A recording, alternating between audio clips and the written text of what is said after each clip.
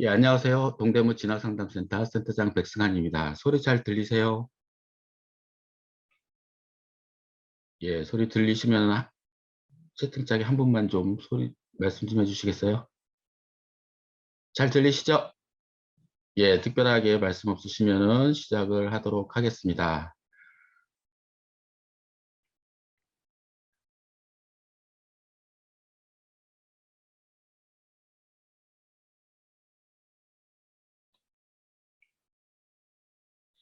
예, 학부모 컨설턴트 양성 교육은 이제 기초과정까지 모두 마쳤고요. 그래서 이제부터는 잠시만요.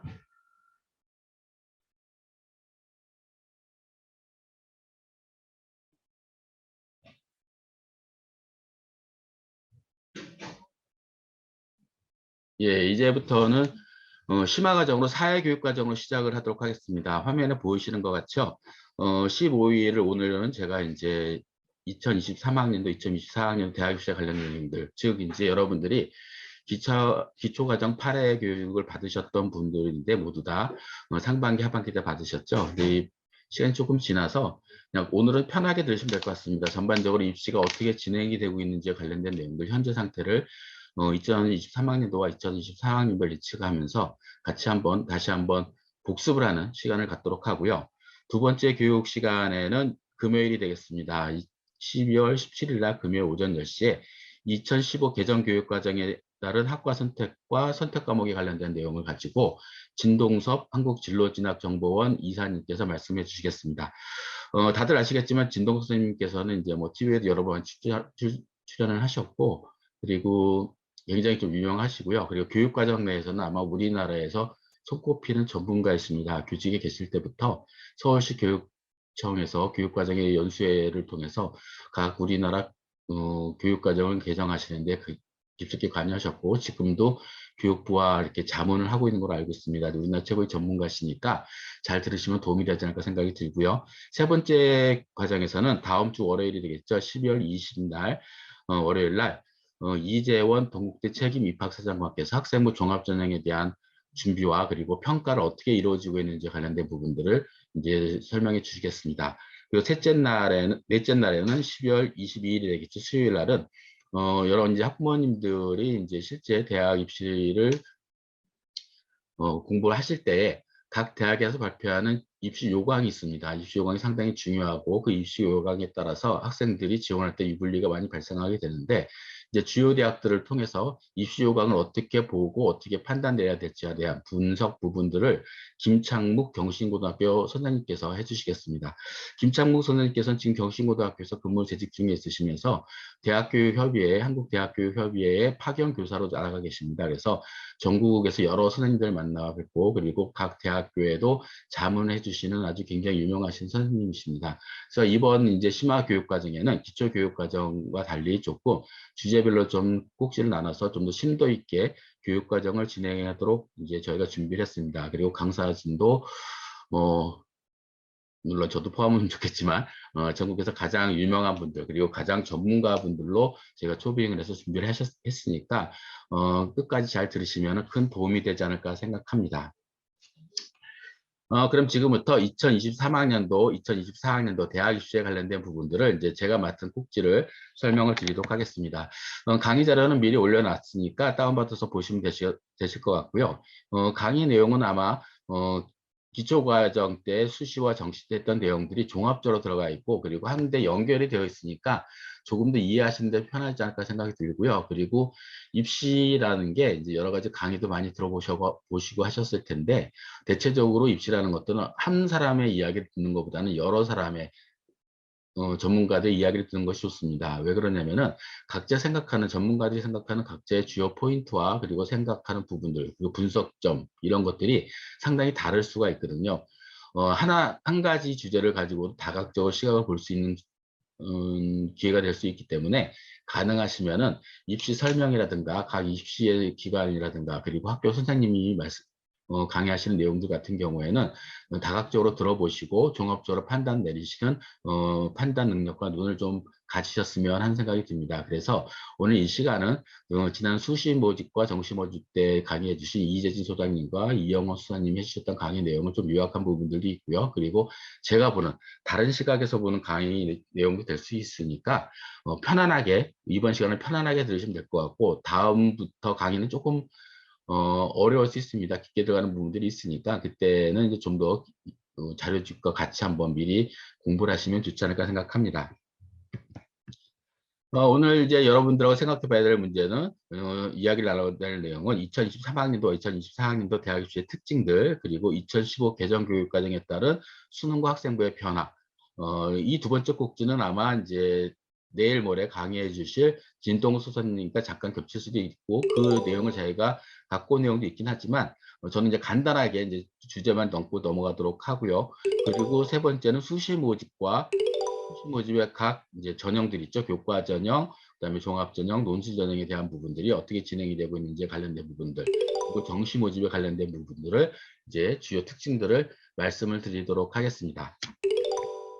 먼저 2023하고 2024 대학 입시의 특징들입니다. 2023학년도는 지금 이제 올해 발표가 됐고요. 2024학년도는 내년에 발표가 될 예정으로 있습니다. 그런데 이제 아까 앞에도 잠깐 말씀드렸다시피 2015 개정 교육과정에 의해서 그리고 대학 입시 3년 예고제에 의해서 2024학년도는 2023학년도와 별반 다르지 않게 진행이 될 가능성이 상당히 많이 있고요. 그리고 2025학년도 현재 중학교 3학년이죠. 중학교 3학년 학생들도 현재와 동일한 상태에서 진행이 될 가능성이 가장 매우 큽니다. 왜 그러냐면은 3년 예고제이기 때문에 아마 2025학년도 현재 중학교 3학년이 대학 입시가 변동이 있다면은 이미 발표를 했어야 되는데 아직 별다른 발표가 없기 때문에 2023학년도, 2024학년도, 2025학년도 현재 중3, 고1, 고2는 모두 같은 형태로 입시가 치러질 것으로 예상이 되고요. 그리고 또 하나 2023학년도 같은 경우에는 이미 발표가 됐는데 이런 형태 수능 정시 대학 입시 정시 정책과 그리고 수능과 학생부 반영 방법은 이미 이제 공고를 했기 때문에 큰 차이는 없으리라고 생각됩니다. 단지 2024학년도하고 2023학년도는 2025학년도는 각 대학의 모집 정원과 그리고 각 학과의 모집 인원 그리고 학과에 대한 변동들 이런 것들이 다소 생겨날 수는 있습니다. 지금 학생 수가 감소하고 있기 때문에 급격하게 대학 모집 정원이 줄지는 않겠지만 각 대학들이 자구체육을 통해서 특성화학과라든가 그리고 각 대학의 자기네들만의 특화시킨 학과들과 모집 정원을 조정들을 많이 하고 있습니다. 따라서 그런 모집 단위와 그리고 모집 인원에 대한 변화는 있을 수 있겠지만 큰 틀에서의 변화는 2023학년도와 큰 차이가 없다고 보시고 생각하시면 될 것 같습니다. 그럼 먼저 이제 전형별 모집 인원에 대한 변화부터 잠깐 말씀을 드리도록 하겠습니다. 수시 모집이 지금 2023학년도, 지금 2022학년도가 지금 진행이 되고 있는데 2022학년도부터 수도권, 서울 수도권 지역이 정시 모집이 증가한다. 30% 이상 선발해야 된다라고 이야기를 했기 때문에 많은 분들이 생각하실 때 수시 모집은 줄어들고 정시 모집 인원이 상당히 많이 늘어날 것이다라고 생각을 많이 하고 있습니다. 보통 사람들 그렇게 생각을 많이 하게 되겠죠. 그런데 정시 모집 인원이 느는 지역은 서울 수도권 지역이기 때문에 전국 200개 대학으로 봤을 때 수도권 대학까지 다 합치면 한 60개 정도가 됩니다. 그러면은 일반적으로 정시 모집이 30% 증가하더라도 전체 모집정으로 봤을 때는 아직까지도 수시 모집으로 선발한 인원이 전체적으로 많다라고 보시면 될 것 같습니다. 여기 잠깐 글자를 밑에 여기 내용을 보시게 되면은 수시 모집이 2022학년도 대비 약 10,000명 정도가 증가해서 2.3%가 증가했습니다. 먼저 자료집을 다운받으신 분들은 아마 제가 오타를 나서 감소라고 써놨을 텐데 증가입니다. 10,000명 정도가 증가했고요. 그리고 2.3% 정도가 증가율을 보이고 있습니다. 그리고 학생부 교과전형도 보게 되면은 약 6,000명 정도가 증가했고요. 학생부 종합전형은 약 19,000명, 1,900명 정도, 그리고 논술은 53명 정도가 감소를 했습니다. 따라서 학생들을 가장 많이 선발하는 학생부 교과전형이 6,000명, 그리고 다음으로 많이 선발하는 학생부 종합전형이 약 1,900명 정도가 증가한 상태이기 때문에 전체적으로 봤을 때는 10,000명 정도의 증가 인원이 있고요. 그래서 이런 갑자기 그럼 좀 생각해 볼 때 아니 수도권 서울이 정시가 너무 30% 이상을 선발하는데 어떻게 이렇게 수시가 많아질까라고 의아하게 생각하시는 분들이 있을 텐데, 대체적으로 지방 소재에 있는 대학들 같은 경우에는 정시로 모집하기가 상당히 어려운 구조가 되어 있습니다. 학생 수가 많이 감소했기 때문에 정시 자원이 많이 없고요. 그리고 올해 수능만 봐도 약 43만 명이 수능을 응시를 했는데 실제 응시 인원의 약 한 2만 명 정도가 됩니다. 그래서 거의 한 9만 명 정도가 응시를 하지 않은 것들이죠. 즉 이제 응시 인원의 수능 지원자에 비해서 수능 응시 학생이 대폭 감소한 것들은 수시 모집에서 수능 성적을 반영하지 않는, 즉 수능 최저학력 기준을 적용하지 않는 대학들 같은 경우에는 굳이 수능에 응시하지 않아도 되고요. 그리고 그 전에 수능 전에 합격자를 발표했을 경우에는 합격한 학생들 같은 경우에는 어차피 정시 모집을 지원할 수가 없기 때문에 수능에 응시할 필요가 없던 것들이죠. 그러니까 저희가 이제 여기서 동대문 진학상담센터에서 상담한 학생들 중에서 일부 학생들도 수시 모집에서 수능 전에 합격자를 발표한 학생들은 수능을 응시하지 않은 학생들이 상당히 많습니다. 이런 부분들이 있기 때문에 실제 대학에서는 특히 지방 소재 대학 같은 경우에는 정시 자원이 이렇게 많이 대폭 감소하기 때문에 가능한 한 수시로 많이 선발하려고 하고 있습니다. 따라서 학생부 교과 전형이라든가 이런 것들이 인원이 상대적으로 많이 늘어났고요. 학생부 종합전형 같은 경우에도 서울 수도권 많이 감소를 했지만 지방 대학들 중에서 일부 대학들이 학생부 종합전형을 소폭으로 증가한 것들이 정시 모집이 늘어난 원인이 되지 않을까 생각합니다. 따라서 수시 모집 같은 경우에는 서울 소재에 있는 대학들 같은 경우에는 학생부 종합전형이 조금 감소를 했고요. 그리고 학생부 교과전형은 서울 소재에 있는 대학들도 일부 증가한 대학들이 있습니다. 신설한 대학들이 올해부터 있습니다. 이거 뒤에도 말씀드리겠고요. 그래서 전체적으로 봤을 때 수시 모집이 증가한 상태다. 그리고 이 인원은 2024학년도도 비슷하게 유지될 가능성이 상당히 많다. 그래서 아직까지는 수시 모집이 약 78% 정도는 그 선은 유지되지 않을까 생각이 듭니다. 그래서 그 부분도 수시 모집에 대한 것들이 조금 아직까지는 상당히 중요한 부분을 차지한다고 보시면 될 것 같습니다. 다음은 이제 정시 모집이 될 텐데요. 정시 모집 같은 경우에는 2022학년도에 대비해서 약 7,500명 정도가 감소했습니다. 서울 수도권은 늘어났지만 지방 소재에 있는 대학들 같은 경우에는 수시 모집에서 교과 전형을 대폭 늘린 대학들이 많고 일부 대학들 같은 경우에는 학생부 종합전형도 소폭으로 증가시켜 놨기 때문에 정시 모집 인원은 전반적으로 전체 틀에서 봤을 때는 약 7,500명 정도가 감소한 상태라고 보시면 될 것 같고요. 전체 모집 정원을 보게 되면 2022학년도에 비해서 2,500명 정도가 증가한 아주 소폭으로 증가했다라고 보시면 될 것 같습니다. 그래서 전체 수시와 정시 전체 인원을 합치면은 4년제 대학이 2023학년도에 34만 9천 명 정도를 선발한다라고 보시면 될 것 같습니다.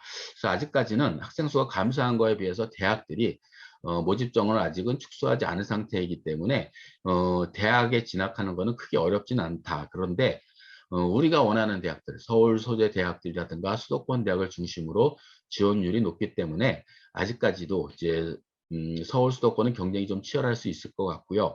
그리고 지방 소재 대학들 같은 경우에는 예년에 비해서 수시나 정시에서 대학에 지원하기는 조금 더 수월하지 않을까 예상을 해볼 수가 있습니다. 그 예상되는 인원들을 보게 되면은 2023학년 대비 2023학년도 전년 대비 인원수를 보게 되면은 약 4,900명 정도가 2023학년도에 이제 감소를 했습니다. 그래서 현재 고등학교 2학년 학생들 같은 경우에는 44만 7천 명 정도가 현재 고등학교 3학년이고요. 그리고 현재 고등학교 2학년 학생들은 인원수가 또 대폭 감소합니다. 3만 4천 명 정도 감소해서 41만 3천 명 정도가 현재 고3이 되겠고요.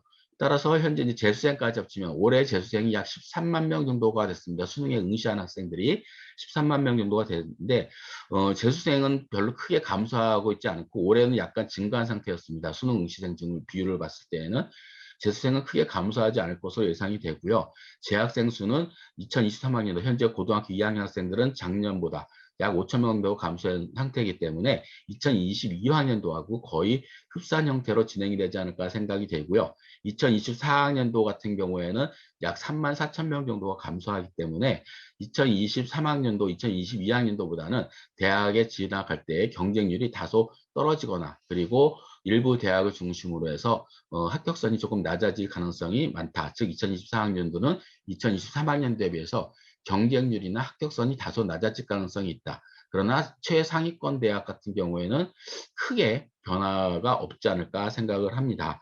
이렇게 해서 이제 인원수에 대한 변동이 계속 이제 나타나고 있는데요. 2025학년도나 2026학년도는 지금 현재 2023학년도하고 또 비슷한 형태로 다시 흘러가게 됩니다. 그래서 전체 모집 정원을 보게 되면은 43만 명에서 42만 명 정도 수준에서 조금 왔다 갔다 하는 그런 상태가 지속적으로 나타난다라고 보시면 될 것 같습니다. 그리고 이제 주요 대학교의 이제 수시 학생부 전형 및 정시 선발 비율을 약간 살펴보도록 하겠습니다. 아까 이제 여기는 서울 소재 대학들 중심으로 제가 말씀을 드리도록 하겠는데요. 2022학년도하고 2023학년도를 비교해 보게 되면은 이제 먼저 건국대학교를 한번 살펴볼까요? 건국대학교 같은 경우는 2022학년도에 올해죠. 정시 모집에서 40%, 2023학년도도 40%를 뽑고 있고요. 교과에서도 올해 10%, 내년에도 10%, 그리고 종합전형 같은 경우에도 34.6%, 33.6%큰 변화가 없이 지속적으로 나타나고 있다고 보여지고 있습니다. 즉 2022학년도에 올해 이미 건국대학교는 전형별로 정시 학생부, 교과 학생부, 종합전형을 이미 고정시켜 놨다라고 보시면 될 것 같고요. 2021학년도에는 없었던 학생부 교과 전형이 2022학년도부터 신설됐다고 보시면 될 것 같습니다. 이건 교육부 정책에 의해서 지역 인재 전형을 이제 증가한다라고 해서 학생부 교과 전형으로 수도권 대학들 같은 경우에는 10% 이상을 선발하도록 되어 있습니다. 그래서 2022학년도부터 대부분의 대학들이 학생부 교과 전형을 선발하고 있어서 2023학년도도 지속적으로 비슷한 형태로 흘러가고 있다고 보시면 될 것 같습니다. 밑에 경희대학교를 볼까요? 경희대학교는 약간 좀 변동이 있는데요. 2022학년도에는 정시 모집이 37%, 그리고 서울 소재 16개 대학, 주요 대학 16개 대학은 2023학년도부터는 정시 모집을 40%까지 선발해야 됩니다. 그래서 경희대학교가 2024학년도에는 37%로 40%가 안 됐지만 2023학년도부터는 40%로 선발하고 있고요. 교과 전형도 이제 10% 이내 선발해야 되기 때문에 10.2%로 그대로 지속이 되고 있고, 정시 모집이 늘어난 인원은 2022학년도 비해서 2023학년도에 정시 모집이 늘어난 인원은 학생부 교과 전형이 조금 감소했죠. 32% 정도 선발했던 것들을 2023학년도에는 28.5%로 축소해서 선발합니다. 그리고 밑에 광운대학교를 보면 광운대도 마찬가지죠. 2022학년도에 정시 35%에서 정시를 40%까지 선발해야 되기 때문에 2023학년도에는 정시 40%, 그리고 학생부 종합전형에서 42.2% 선발했던 것을 37.6%로 감소해서 축소해서 선발하고 있습니다. 그리고 서울대학교 같은 경우에도 이제 정시 모집을 40%까지 선발해야 되기 때문에 2022학년도에 비해서 2023학년도에는 10% 증가한 40%를 선발하고 있고요. 그리고 정시에서 늘어난 인원은 학생부 종합전형에서 10% 감소해서 선발하고 있다라고 보시면 될 것 같습니다. 그리고 서울시립대는 이미 이제 선발 인원을 많이 선발했는데, 특히 이제 정시 모집 인원이 다른 대학에 비해서 많이 선발하는 것이 특징입니다. 2022학년도에 40% 선발했던 것들을 2023학년도에는 46% 정도로 대폭 증가해서 선발하고 있어서 서울 소재 주요 대학들 중에서는 정시 모집을 가장 많이 선발하고 있다라고 보시면 될 것 같습니다. 그리고 숙명여대 같은 경우에도 정시 모집을 2022학년도 올해죠. 33.4%에서 40%, 약 6.6% 정도를 높여서 선발하고 있고요. 거기에 따라서 학생부 종합전형이 약 6% 정도 감소한 인원으로 선발하고 있다고 보시면 될 것 같고, 중앙대학교 같은 경우에도 올해 30.7%에서 내년도 2023학년도에는 40%로 정시를 선발하고 있고, 그리고 거기에 따라서 학생부 종합전형이 또 27.7%로 32.6%에서 축소가 돼서 선발을 하고 있습니다.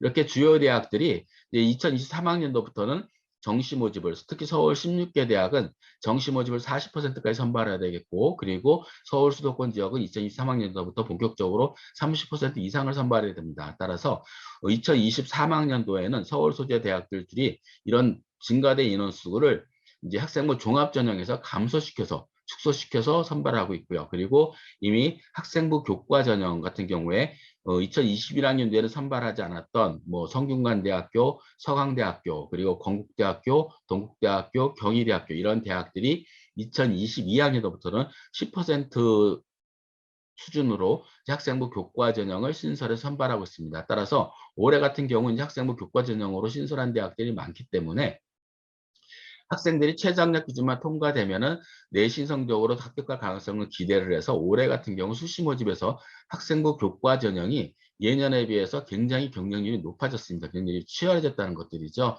그래서 거기에 따라서 이제 학생부 교과 전형에서 예전에 비해서 이제 분산되는 효과가 있기 때문에 학생부 교과 전형의 합격선은 예년보다 조금 다소 낮아질 가능성도 있다라고 보여지고요. 특히 올해 같은 경우 이제 수능이 어려웠기 때문에 수능 최저학력 기준을 통과시키지 못한 학생들이 많이 생겨서 특히 이제 추가 모집까지 갔을 경우에는 수능에서 최저학력 기준을 통과한 학생들 중 내신 성적이 조금 떨어지더라도 경쟁률이 좀 낮은 대학에 지원한 학생들 같은 경우에는 합격 가능률이 조금 높아지지 않았을까 생각이 듭니다. 이러한 지원 형태는 아마 2023학년도에도 지속적으로 나타날 가능성이 많이 있습니다.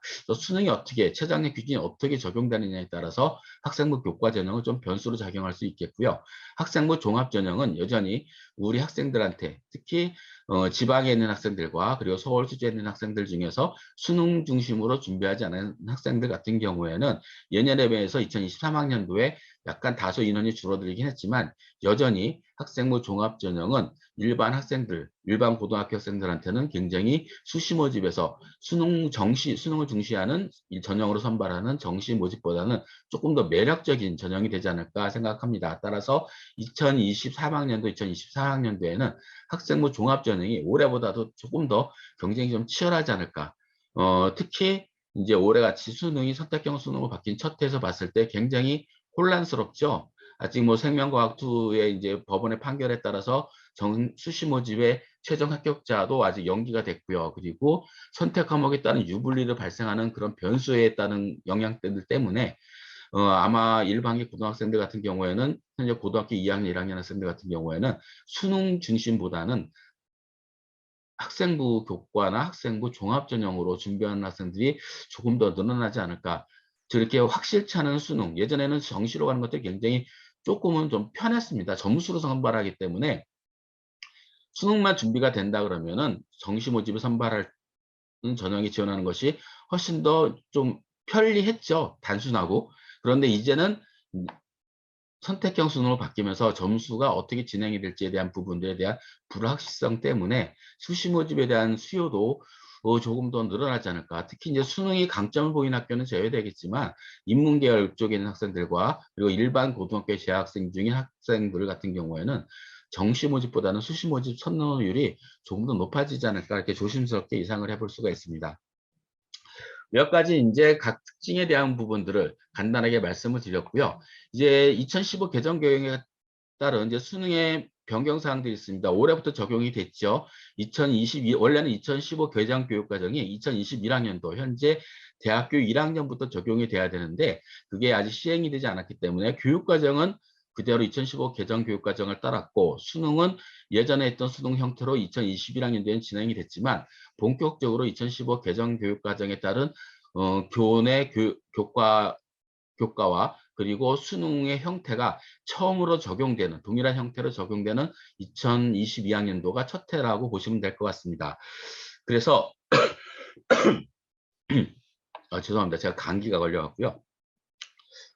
변경된 형태를 보게 되면 이제 지난 시간에도 말씀드렸던 내용이지만 기초과정에도 말씀드렸던 내용이지만 다시 한번 복습을 한다고 생각하시고 생각해 보시면 될 것 같습니다. 2022학년도부터 이제 국어 수학이 이제 선택 과목제로 변경이 됐죠. 그래서 공통 과목 플러스 선택 과목제로 변경이 돼서 공통 과목이 75% 그리고 선택 과목이 25%로 이제 출제가 됐습니다. 그리고 국어는 합법과 작문, 언어 매체 중에서 한 과목 선택, 그리고 공통 과목이 있고요. 수학은 미분적분, 기하, 확률과 통계에서 한 과목 선택을 해야 되겠고, 그리고 선택 과목은 25% 정도가 출제가 됩니다. 그래서 한 과목 선택이 해야 되겠고, 탐구 영역은 이제 문과, 이과 구분 없이 탐구, 사회탐구 9과목, 과학탐구 8과목에서 구분 없이 편의상 직업탐구는 빼도록 하겠습니다. 문이과 구분 없이 선택을 하고 할 수가 있겠고요. 사탐 한 과목, 과탐 한 과목을 선택해도 아무런 문제가 되지 않습니다. 두 개 사탐이나 과탐들 중에서 통틀어서 17개 과목에서 2과목만 선택을 하면 된다라고 보시면 될 것 같습니다. 그리고 영어는 지금과 현재와 동일하게 절대평가로 진행이 되고요. 작년까지 한문과 제2 외국어가 이제 표준 점수로 표기되었던 것들이 올해부터는 절대평가로 바뀌어서 한국사와 동일한 방식으로 진행이 되게 되어 있습니다. 따라서 2023학년도와 2024학년도도 2022학년도 올해와 동일하게 출제가 됩니다. 따라서 선택 과목을 어떤 과목을 선택하느냐에 따라서 이제 표준 점수가 산정이 되기 때문에 유불 현상이 굉장히 많이 발생할 수 있죠. 그래서 올해 수능을 기준으로 봤을 때 문이 예견되긴 했겠지만 국어 같은 경우에는 화법과 작문보다는 언어와 매체를 선택한 학생들이 표준 점수 최고점에서 특히 그리고 1등급 내는 비율을 차지하는 1등급 비율에서 언어와 매체를 선택하는 학생들이 상당히 유리한 상태가 됐고요. 화법과 작문과 언어와 매체 수능에 선택한 비율을 보게 되면 화법과 작문 70%, 언어와 매체를 선택하는 학생들이 약 30% 정도가 됐습니다. 따라서 표준 점수로 봤을 때는 현재 2022학년도 수능을 봤을 때는 언어와 매체를 선택한 학생들이 표준 점수와 백분위에서는 조금 더 유리한 상황이 되었고요. 수학에서는 이미 예언이 되었었죠. 3월, 6월 모의평가와 9월 모의평가 그리고 각 교육청에서 시행하는 학력평가의 결과를 보게 되면은 인문계열 쪽에 있는 학생들이 많이 선택하는 확률과 통계보다는 미적분과 기하를 선택한 학생들이 굉장히 표준 점수에 유리하게 되었다라고 이야기를 많이 했고, 그리고 실제 수능에서도 미적분과 기하를 선택한 학생들이 유리하게 점수를 받았습니다. 표준 점수와 100분위. 그래서 전체적으로 봤을 때 예전에는 자연계열 쪽에 있는 학생들이 표준 점수와 그리고 100분위에서 인문계 쪽에 있는 학생들보다는 표준 점수가 조금 낮은 편이었습니다. 같은 비율로 봤을 때, 상위 누적으로 봤을 때, 그리고 지원 가는 대학 점수로 봤을 때에도 똑같은 A대학에 지원했을 때도 인문계열이 자연계열보다 높았는데 올해 같은 경우에는 인문계열 쪽에 있는 학생들의 점수보다는 자연계열 쪽에 있는 학생들의 점수가 조금 더 높은 상태입니다. 그래서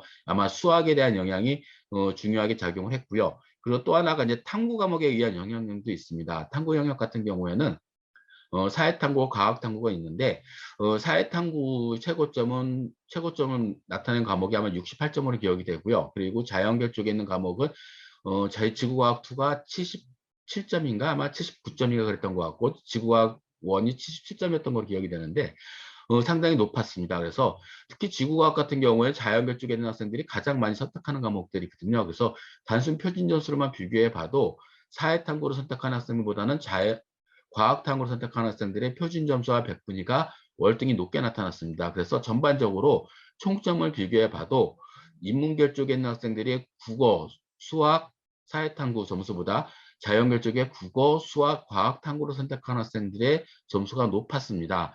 그래서 올해 이제 걱정되는 것들 중에 하나가 자연계열 쪽에 있는 학생들의 일부 학생들이 이제 문과 쪽으로 이제 교차 지원을 할 수 있는 상황이 벌어질 수도 있다는 것들이죠. 작년 같은 경우에는 인문계열 쪽에 있는 학생들이 자연계 쪽으로 수학을 잘 본 학생들이 일부 학과에서 교차 지원을 많이 했었는데 올해 같은 경우에는 문과 쪽에 있는 학생들이 이과 학과에 교차 지원하기는 조금 상당히 어렵지 않나 보여지고요. 자연계 쪽에서 오히려 일부 학생들이 점수를 비교해 봤을 때 내 점수가 대학 수준이 좀 더 높아질 수 있다 생각한다면은 인문계열 쪽 학과로 교차 지원할 가능성이 있는데 아무래도 이제 취업과 관련해서 학과를 중심으로 선택한다면 그렇게 생각하기는 조금 어렵겠지만 최상위권 대학에서는 아마 그럴 가능성도 배제할 수가 있습니다. 예를 들면은 서울대학교 점수를 비교해 봤을 때 서울대학교 인문계열 쪽에는 지원할 수 있는 점수보다 자연계열 쪽에 예를 들면 아주 극단적인 예로 성균관대나 서강대 쪽에 자연계 쪽에 지원할 수 있는 점수인데 점수 비교를 해보니 인문계 쪽에 서울대학교에 지원할 수 있는 점수까지가 됐다. 이거는 지금 실제는 그렇다는 얘기가 아니라 예를 들면입니다. 가정으로 이런 경우에 점수가 된다고 하면은 자연계 쪽에 있는 학생들이 학교를 높이기 위해서 더 상위권 대학으로 교차 지원할 수도 있는 거죠. 왜 그러냐면 인문계열은 뒤에서 잠깐 말씀드리겠지만 수학에서 화학영어 통계, 미적분, 기하를 모두 다 열어놨고요. 자연계 쪽은 미분적분 및 기하를 지정을 해놨고 과학탐구를 지정을 해놨습니다. 그래서 인문계 쪽에 있는 학생들이 자연계 쪽으로 상위권 대학을 이동하기가 어렵지만 인문계 쪽에 자연계 쪽에 있는 학생들이 인문계 쪽으로 지원하는 것이 별 제한이 없습니다. 근데 수학이라든가 그리고 과학탐구 점수가 인문계 쪽에 선택한 확률과 통계나 사회탐구보다 점수가 높기 때문에 이쪽으로 이동했을 경우에 조금 수준이 낮은 대학, 점수가 낮은 대학의 자연계 쪽보다는 점수가 조금 낮지만 상위권 대학에 지원하려고 하는 학생들도 생겨날 수 있다는 것들이죠. 그래서 이 부분들이 상당히 올해 변수로 나타날 수가 있겠고 2023학년도나 2024학년도도 그럴 가능성을 완전 배제할 수는 없습니다.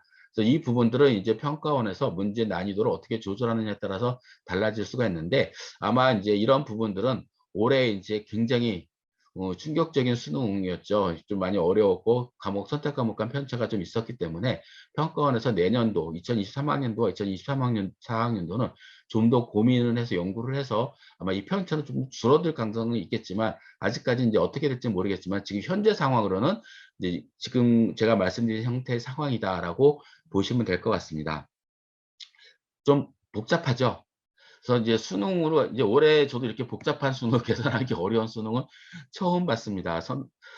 예를 들면 합법 국어에서 합법과 작문 그리고 언어 매체를 선택했을 경우에도 그 과목 점수 계산이 합법과 작문을 선택한 학생들 같은 경우 예를 들면은 공통 과목 선택 과목을 점수를 계산할 때 공통 과목을 합법과 작문 언어 매체를 모두 한꺼번에 섞어서 하는 게 아니라 합법과 작문을 선택한 학생들의 공통 과목 점수와 그리고 합법과 작문의 선택 과목 점수를 별도 계산해서 합치고요. 그리고 언어와 매체도 마찬가지로 언어와 매체를 선택한 학생들의 공통 과목 점수 그리고 선택 과목 점수를 별도 계산을 해서 이 점수를 다시 표준 점수로 환산해서 일렬로 줄 세운 것이 지금 현재 나온 표준 점수입니다.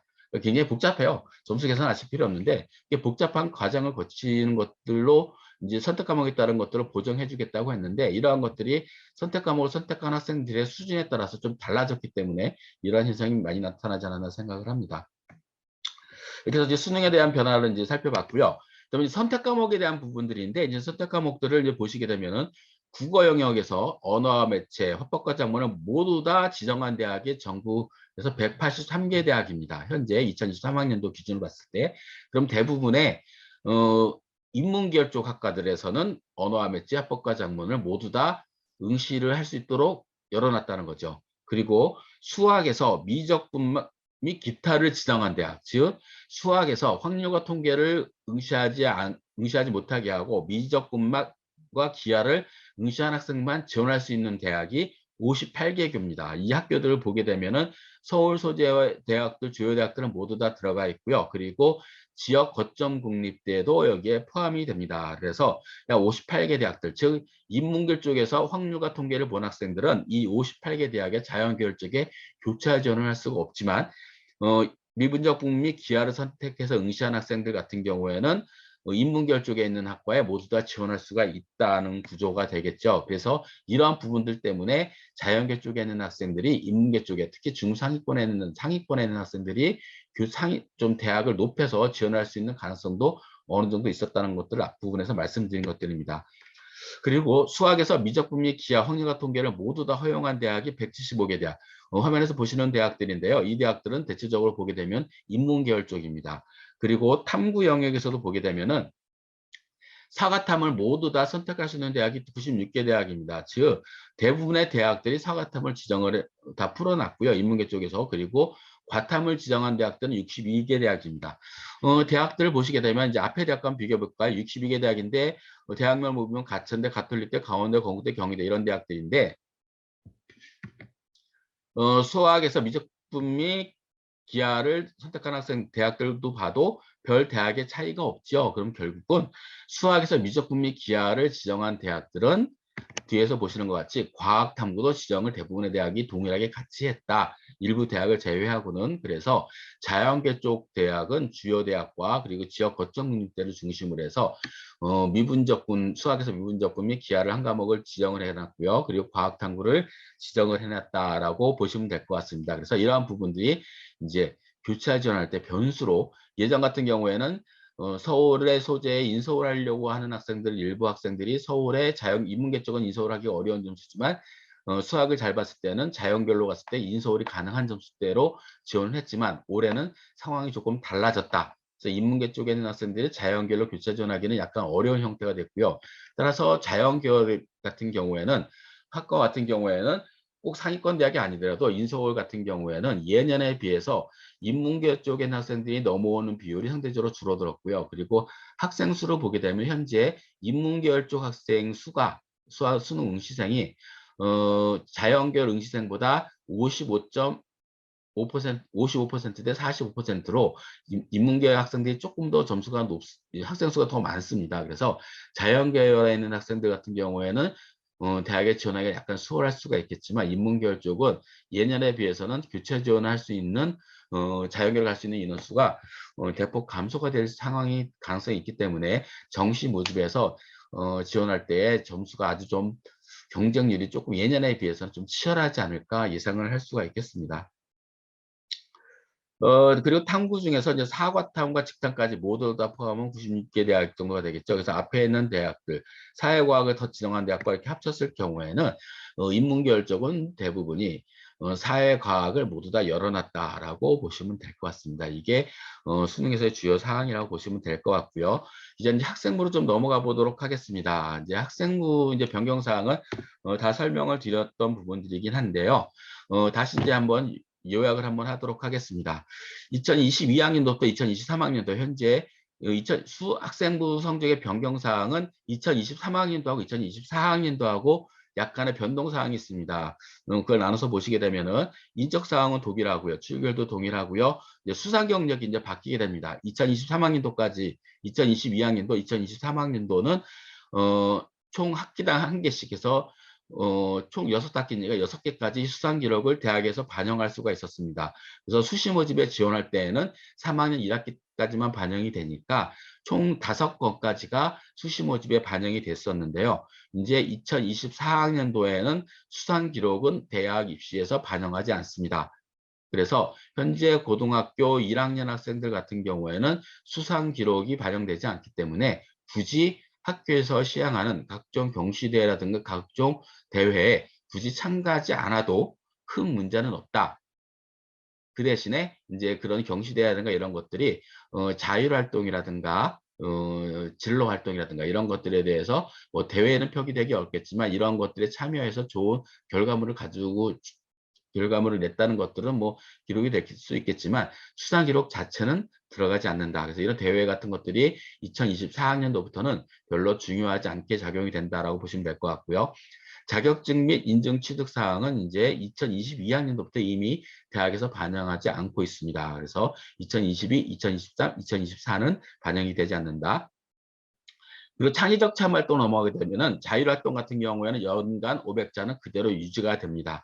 따라서 교내에서 활동하고 있는 각종 교내에서 교육과정 내에서 정해진 각종 활동에는 적극적으로 참여를 하고요. 그 내용들 중에서도 교내 활동에서 내가 두각을 나타낼 수 있는 부분들, 리더십을 발휘할 수 있는 부분들이라든가 그리고 교내 활동에 참가하는 것들로 통해서 심화 탐구 활동 내용들이 자율활동에 기록이 될 수 있도록 이제 준비를 하시는 것들이 중요하지 않을까 생각을 합니다. 그다음에 동아리 활동에서도 좀 변화가 있는데요. 동아리 활동은 2023학년도까지는 연간 500자로 기록이 되고 그리고 자율 동아리가 연간 1개 정도 1개까지는 기록을 낼 수가 있는데 30자로 제한되어 있습니다. 그래서 동아리 소개 정도만 간단하게 입력이 될 수 있었습니다. 그리고 청소년 활동, 청소년 단체 활동에 대한 동아리 활동은 단체명만 기재가 됐었고요. 이런 것들이 이제 2024학년도에는 연간 500자는 동일하지만 자율 동아리는 대학에서 반영하지 않습니다. 그리고 청소년 단체 활동도 기재를 하지 않도록 되어 있습니다. 따라서 2024학년도에는 자율 동아리 활동이 기록이 되지 않기 때문에 정규 동아리 활동에서 내가 대학에 진학하려고 하는 전공 적합성에 관련된 부분들을 정규 동아리 내에서 자세하게 기록이 될 수 있도록 노력하시는 부분들이 상당히 중요하지 않을까 생각합니다. 2023학년 현재 고등학교 2학년까지는 자율 동아리가 이제 제목만이라도 기록이 되었기 때문에 이 내용들을 이제 자기소개서라든가 혹은 내용들을 추가로 간단하게 내가 이런 활동했다는 것들을 좀 어필할 수가 있었는데 2024학년도부터는 이제 없어졌죠. 없어지게 됐죠. 그리고 이제 자기소개서도 이제 2024학년도 또 완전 폐지가 되기 때문에 자율 동아리 자체도 이제 기록을 이제 자기소개서 쓸 의미도 이제 없어졌고요. 이런 것들이 큰 변화라고 보여집니다. 따라서 동아리 활동에서는 정규 동아리 활동을 조금 더 적극적으로 할 수 있도록 이제 준비를 하시는 것이 필요하지 않을까 생각합니다. 그리고 진로 활동 같은 경우는 연간 700자가 그대로 유지가 되고요. 글자 수도 창의적 체험 활동 부분 중에서는 가장 많이 씁니다.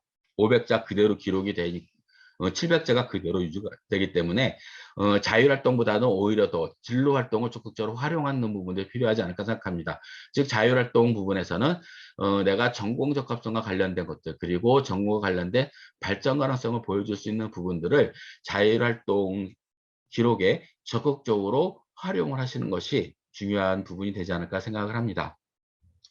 그리고 이제 봉사활동도 이제 변화가 있는데요. 2023학년도까지는 봉사활동 특기사항을 이제 기재하지 않고 봉사활동만 이제 간단하게 기록이 되었죠. 그런데 이제 봉사활동 기재사항은 2024학년도 동일하지만 개인 봉사활동은 대입 실적에 반영이 되지 않습니다. 즉 내가 개인적으로 시행해왔던 뭐 사회복지관에 대한 것들이라든가 뭐 병원이라든가 동사무소라든가 이런 기관에 자기가 개인적으로 봉사활동을 하고 봉사 시간을 확인서를 받아서 학교에 제출하면 기록이 되었지만 2024학년도부터는 이런 개인적으로 진행된 봉사활동은 전혀 기록이 될 수가 없겠고요.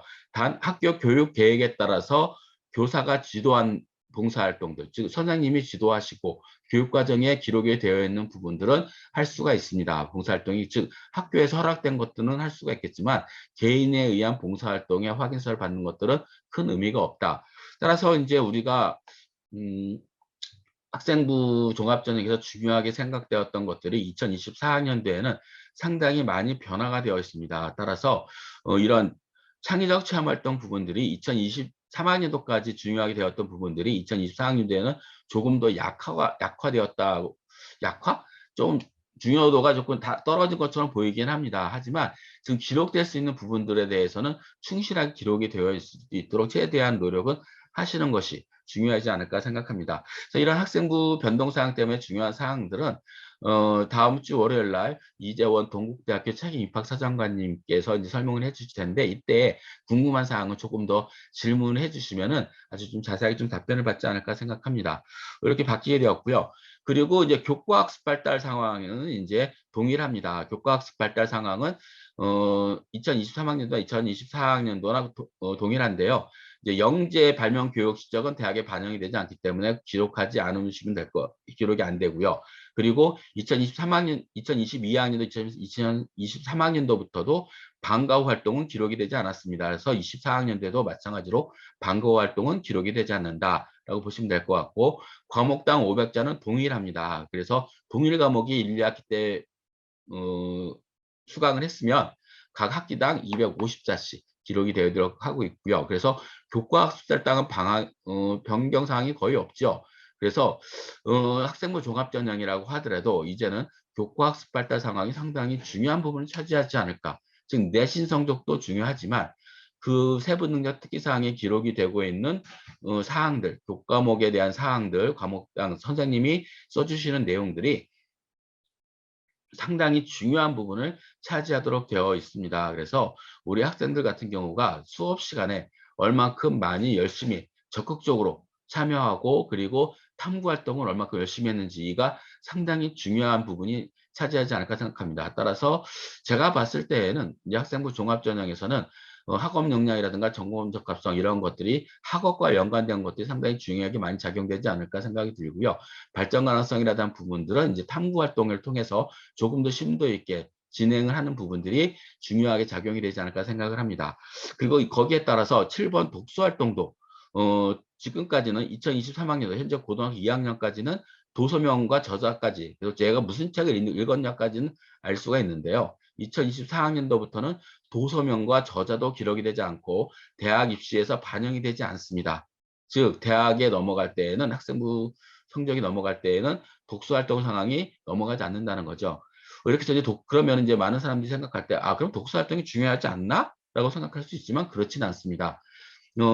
탐구 활동에서 가장 적극적으로 보여줄 수 있는 부분들 중에 하나가 독서 활동입니다. 내가 관심 분야의 책을 어떻게 깊게 읽고 이것들을 어떻게 생각하고 있는지에 관련된 부분들을 보여줄 수 있는 것이 상당히 중요한 부분이 되고 있는데요. 그 부분들을 교과학습 발달 상황이나 진로 활동들 혹은 동아리 활동들에서 적극적으로 독서 활동을 통한 것들이 책 읽는 독서 활동이 기록이 되게 하는 것들이 상당히 중요한 부분을 차지하지 않을까. 그러면은 아무래도 탐구 활동이라든가 이런 발전 가능성이라든가 그리고 전공 적합성 부분에서는 좀 더 중요한 부분이 되지 않을까 이렇게 생각을 합니다. 그래서 실제 입학사정관들과 그리고 많은 학교 선생님들이 독서 활동이 줄어든다, 기록이 대학에서 반영하지 않는다고 하지만 실제 학교 생활 기록부 비교과 내용을 평가할 때는 상당히 중요한 부분을 차지할 수 있는 여건이 됐다라고 이야기들을 많이 하고 있습니다. 그래서 독서 활동들에 관련된 부분들은 굉장히 아직까지는 학생부 대학에서 독서 활동 기록 자체는 대학에서 반영하지 않지만 상당히 중요한 부분이 될 수 있다는 것들을 조금은 명심하시고 준비하셔야 되지 않을까 생각을 합니다. 그리고 행동특성 및 발달 종합 의견은 연간 500자로 되어 있고요. 이제 학교 추천서가 이제 폐지가 되기 때문에 이 부분들은 행동 특성 및 종합 의견이 추천서를 대체하게 되어 있습니다. 그래서 이 부분들은 이제 여러분들이 볼 수 있는 학생들이나 부모가 볼 수 있는 내용들은 아니죠. 이 내용들은 실제로 공개하지 않는 내용들입니다. 그래서 이제 학교 선생님들이 이제 이 부분들을 추천서의 대안으로 제출할 수 있는 자료다라고 보시면 될 것 같습니다. 이렇게 해서 이제 학생부의 변경 사항을 봤고요. 그럼 이제 교육 과정이 이제 약간은 현재가 바뀌었는데요. 이 부분들은 이제 금요일 날 진동섭 이사님께서 이제 자세하게 말씀해 주실 텐데 거기에 따라서 이미 잠깐 간단하게만 제가 언급하고 넘어가도록 하겠습니다. 조금 복잡하게 되어 있기 때문에 잠깐의 예습이라고 생각하시면 될 것 같고요.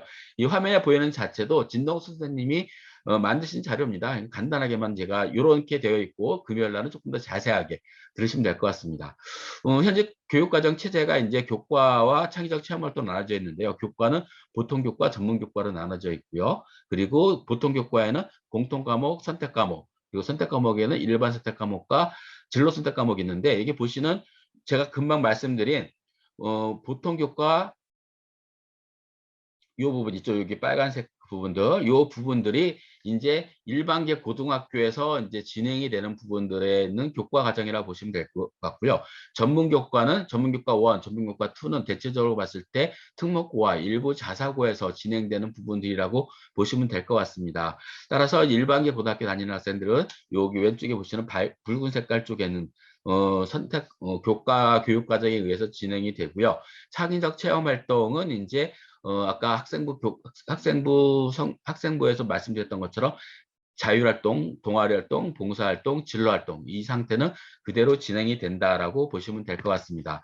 그래서 이제 교육 과목을 이제 잠깐 살펴보게 되면요, 이제 기초 교육 과목은 국어, 수학, 영어, 사회, 한국 사회가 있고요. 그다음에 탐구 과목에서는 통합사회와 통합과학이 있습니다. 그래서 일반 선택 과목 같은 경우에는 아까 교육과정 편지에서 보셨죠? 공통 과목에서는 국어, 수학, 영어, 한국사, 통합사회, 통합과학, 과학탐구실험 이 과목이 공통 과목으로 모두 다 들어가 있어서 1학년 때 필수로 배우는 과목이라고 보시면 될 것 같고요. 그다음에 2학년 때부터 이제 선택 과목으로 넘어가게 되는데 이제 학교마다 차이는 있겠지만 지금 이제 이미 2023학년도 를 준비하는 2학년 학생들 같은 경우에는 일반 선택 과목을 배우고 있고요. 2024학년도 지금 현재 고등학교 1학년 학생들 같은 경우에는 아마 여름방학 때 선택 과목을 어떤 걸 선택할 것인가에 대한 부분을 아마 학교에서 조사를 했었으리라 생각이 듭니다. 그래서 이런 선택 과목이 있다라는 것들이 있죠. 그래서 국어는 화법과 작문, 독서, 언어와 매체, 문학이 있고요. 수학은 수의, 미적분, 확률과 통계, 그리고 영어는 영어 회화, 영어 1, 영어 2, 영어와 독해와 작문, 그다음에 한국사는 그대로 또 동일하고요. 통합사회 과목은 이제 사회 과목에서는 이제 9개 과목 그대로 있고요. 과학에서는 물리원, 물리투, 물리원, 화학원, 생명과학원, 지구과학원 이렇게 원 과목만 들어 있습니다. 그리고 진로 선택 과목을 보게 되면은 국어 과목 같은 경우에는 실용국어, 심화국어, 고전국어 중에서 한 과목을 선택을 하게 되어 있고요. 그다음에 수학 과목에서는 기본 수학, 실용 수학, 인공지능 수학, 기하, 경제 수학, 수학 과제 탐구 이런 여러 과목들이 있는데 내가 인문계열 학과에 진학할 것이냐, 자연계열 학과에 진학할 것이냐. 그래서 인문계열 학과 중에서도 수학과 연관된 과목들을 지원할 경우에 또 진로 선택 과목을 또 다른 과목을 선택할 수가 있겠죠. 그리고 영어에서는 기본 영어, 실용 영어, 영어권 문화, 진로 영어, 영미 문학 읽기 등을 선택할 수가 있습니다.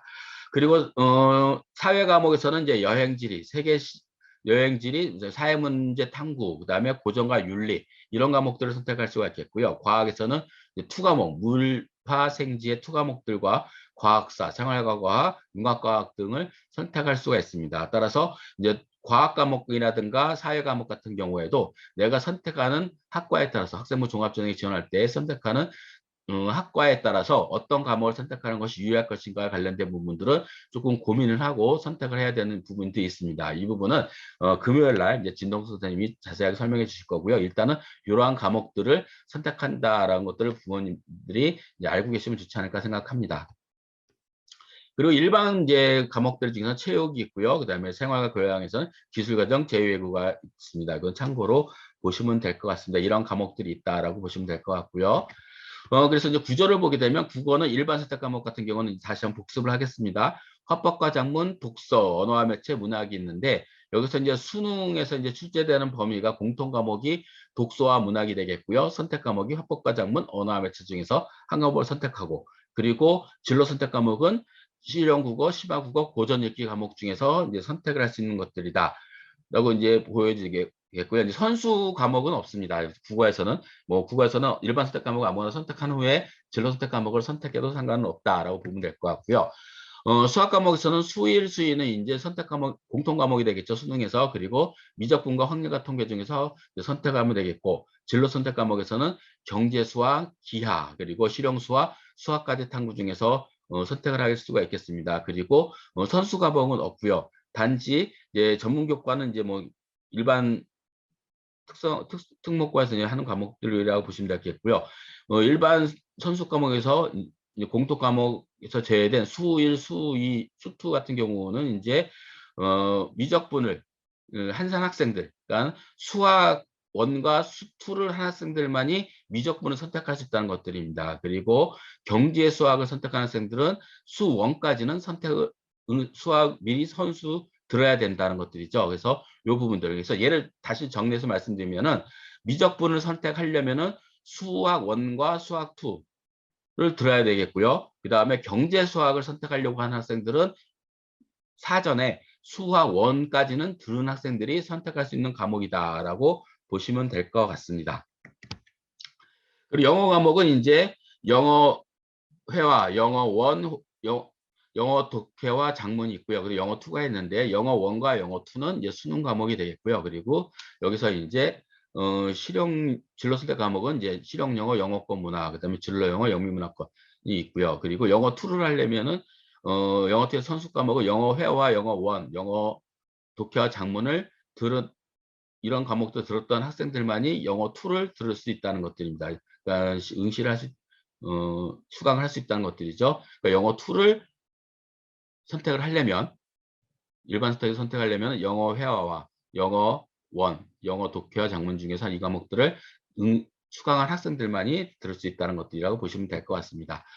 그 사회 과목 같은 경우 일반 선택 과목이 있고요. 진로 선택 과목 같은 경우에는 이제 세 과목이 있으니까 여기에 따라서 내가 선택하는 학과에 따라서 조금 적합할 수 있는 과목들을 선택하는 것이 좋다라고 보여지고요. 과학 과목 같은 경우는 물화 생지 원 과목이 있고요. 그리고 진로 선택 과목은 물화 생지가 있는데 물리 2를 들으려면은 물리 1을 들어야 되고 화학 2를 들으려면 화학 1을 들어야 되고요. 생명과학 2를 들으려면은 생명과학 1을 들어야 되고 지구과학 2를 들으려면 지구과학 1을 들어야 되는 이런 선수 과목이 있죠. 여기 겹치는 과목들이 있으니까 요거는 잘 선택을 해서 드려야 됩니다. 그래서 이제 2015 개정 교육과정에서 학생부 교과서 상출 방법을 보게 되면은 일반 과목은 석자 등급을 상출합니다. 그래서 일반 선택 과목 같은 경우에는 1등급과 9등급까지 표시가 되겠고요. 진로 선택 과목은 성취도에 따라서 A, B, C로 나눠지게 되어 있습니다. 그리고 옆에 A를 받은 학생들의 수강생과 그리고 A를 받은 학생들의 비율, 그다음에 B를 받은 학생들의 비율, 그 C를 받은 학생들의 비율이 들어가 있습니다. 그래서 그런 비율까지도 같이 포함이 되어 있고요. 특목고에서 이수하는 전문교과의 일 과목은 일반고에서 이수하면 진로 선택 과목과 동일하다. 즉 일반고에서 전문교과 원과목이 개설되어 있으면은 특목고에서는 이제 진로 선택 과목으로 이제 선택하는 것들로 이제 해주겠다는 얘기라고 보시면 될 것 같습니다.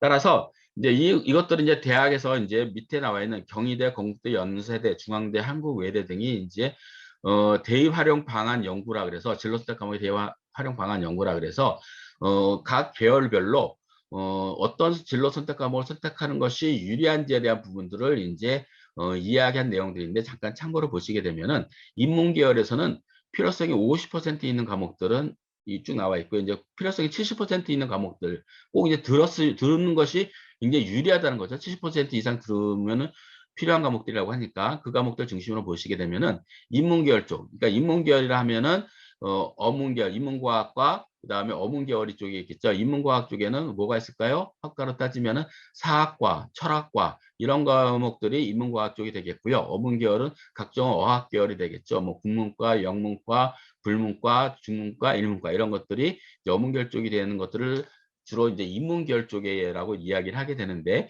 이 계열 쪽에 지원을 하려고 하는 준비하는 학생들 같은 경우에는 심화 국어, 고전 읽기, 영어권 문화, 영미 문화 읽기 이런 부분들은 꼭 듣는 것이 수강하는 것이 학생부 종합전형에 지원할 때 유리하다라고 이야기를 하고 있고요. 사회과학 계열은 이제 주로 경상계열 쪽도 포함이 되겠고요. 그리고 사회과학계 중에서는 사회학과, 심리학과, 문화인류학과 이런 과목들이 이제 사회과학계열로 분류가 되겠죠. 여기서는 경제수학, 여행지리, 사회탐구 문제 이런 과목들을 이제 진로 선택 과목을 선택하는 것이 상당히 유리하다라고 이야기를 많이 하고 있고 자연과학계열, 자연계열이 되겠죠.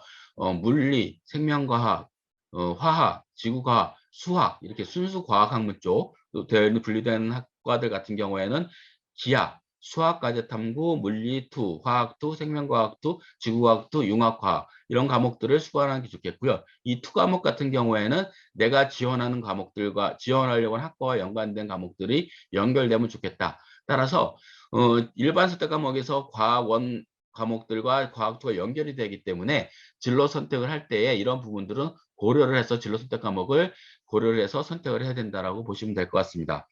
그리고 공학 계열을 보게 되면은 공학 계열에서는 기하, 그다음에 수학까지 탐구, 그다음에 물리2, 화학2, 생명과학2, 융합과학 이런 과목들을 듣는 것이 유리하다. 즉 예를 들면은 기계공학이라든가 뭐 전자공학이라든가 이런 과목과 학과에 지원하려고 하는 학생들 같은 경우에는 수학에서는 기하를 필히 들어야 되겠고 그다음에 물리2라든가 이런 과목을 들으면 좋겠고요. 화공이라든가 화공생명 쪽 같은 하는 학생들 같은 경우에는 화학2라든가 생명과학2 이런 쪽에 있는 과목들을 수강하는 것이 상대적으로 유리하다라고 이야기를 하고 있는 것들입니다.